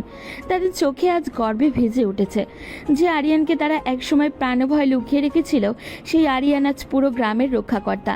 তুলি যখন ফিতে কেটে স্কুলের উদ্বোধন করলো, তখন আরিয়ান তার পাশে দাঁড়িয়ে তৃপ্তির হাসি হাসলো। আরিয়ান, আজ তোর বাবা বেঁচে থাকলে হয়তো তোকে দেখে খুশিতে আত্মহারা হতেন। তুই শুধু তোর বংশের নাম রাখিসনি, তুই এই মাটির ঋণ শোধ করেছিস। আমার তো এখন মনে হয় তুলিমা বাড়িতে না আসলে আরিয়ান হয়তো কোনোদিনই এত বড় মানুষ হতে পারতো না। তুলি তো আমাদের আরিয়ানকে সাহস জুগিয়ে গড়ে তুলেছে। অনুষ্ঠান শেষ করে বিকেলে আরিয়ান আর তুলি সেই নদীর ধারে গেল, যেখানে তাদের জীবনের সব স্মৃতি জড়িয়ে আছে। নদীর পানি কলকল শব্দ বয়ে যাচ্ছে, আর সূর্যটা লাল হয়ে দিগন্তে মিশে যাচ্ছে। আরিয়ান ঘাসের উপরে বসলো, আর তুলিটা ঠিক পাশে বসে আরিফকে ঘাসে খেলা করতে ছেড়ে দিল। জানেন তুলি, মাঝে মাঝে আমার ভয় লাগে। মনে হয় আমি কি সত্যি স্বপ্ন দেখছি? সেই জমিদার বাড়ির রাগী মেয়েটা কি সত্যি আজ আমার পাশে আমার অর্ধাঙ্গিনী হয়ে বসে আছে? এটা স্বপ্ন নয় আরিয়ান, এটাই আমাদের সুন্দর বাস্তব। আমি জমিদার বাড়ির মেয়ে হতে পারি, কিন্তু তোর ছোট এই সংসারটাই আমার আসল পৃথিবী। তুই আমাকে যে সম্মান আর ভালোবাসা দিয়েছিস তা পৃথিবীর কোনো রাজপ্রাসাদে পাওয়া সম্ভব ছিল না। আমি কথা দিচ্ছি তুলি, সারা জীবন আমি তোমাকে এভাবে আগলে রাখবো। আমাদের এই ভালোবাসার গল্পটা যেন সবার কাছে উদাহরণ হয়ে থাকে। সবাই যেন জানে যে ভালোবাসা কোনো বয়স বা বংশের পরিচয় দেখে হয় না, ভালোবাসা হয় মনের টানে। আরিয়ান তুলির হাতটা নিজের হাতের মুঠোয় নিল। তুলি তার মাথাটা আরিয়ানের কাঁধে রাখলো। নদীর শীতল বাতাস তাদের শরীর ছুঁয়ে যাচ্ছে। আরিফ হামাগুড়ি দিয়ে এসে আরিয়ানের পায়ে হাত রাখলো। আরিয়ান তাকে কোলে তুলে নিয়ে তুলির দিকে তাকালো। চাঁদের আলো ফুটতে শুরু করেছে। এই নদী আর এই আকাশ সাক্ষী হয়ে রইল এক অসম কিন্তু অমর ভালোবাসার গল্পে। ভালোবাসি তোকে আমার পিচ্চি বর। আমি তো এখন আর পিচ্ছি নই, তবে তোর ভালোবাসার কাছে আমি সারা জীবন ওই পিচ্ছি হয়েই থাকতে চাই। তাদের হাসির শব্দ নদীর কলকল ধ্বনির সাথে মিশে একাকার হয়ে গেল। এভাবেই আরিয়ান আর তুলির জীবন পূর্ণতা পেল এক চিরন্তর সুখের। তাদের ছোট্ট সংসার এখন কানায় কানায় ভরা এক শান্তির নীড়।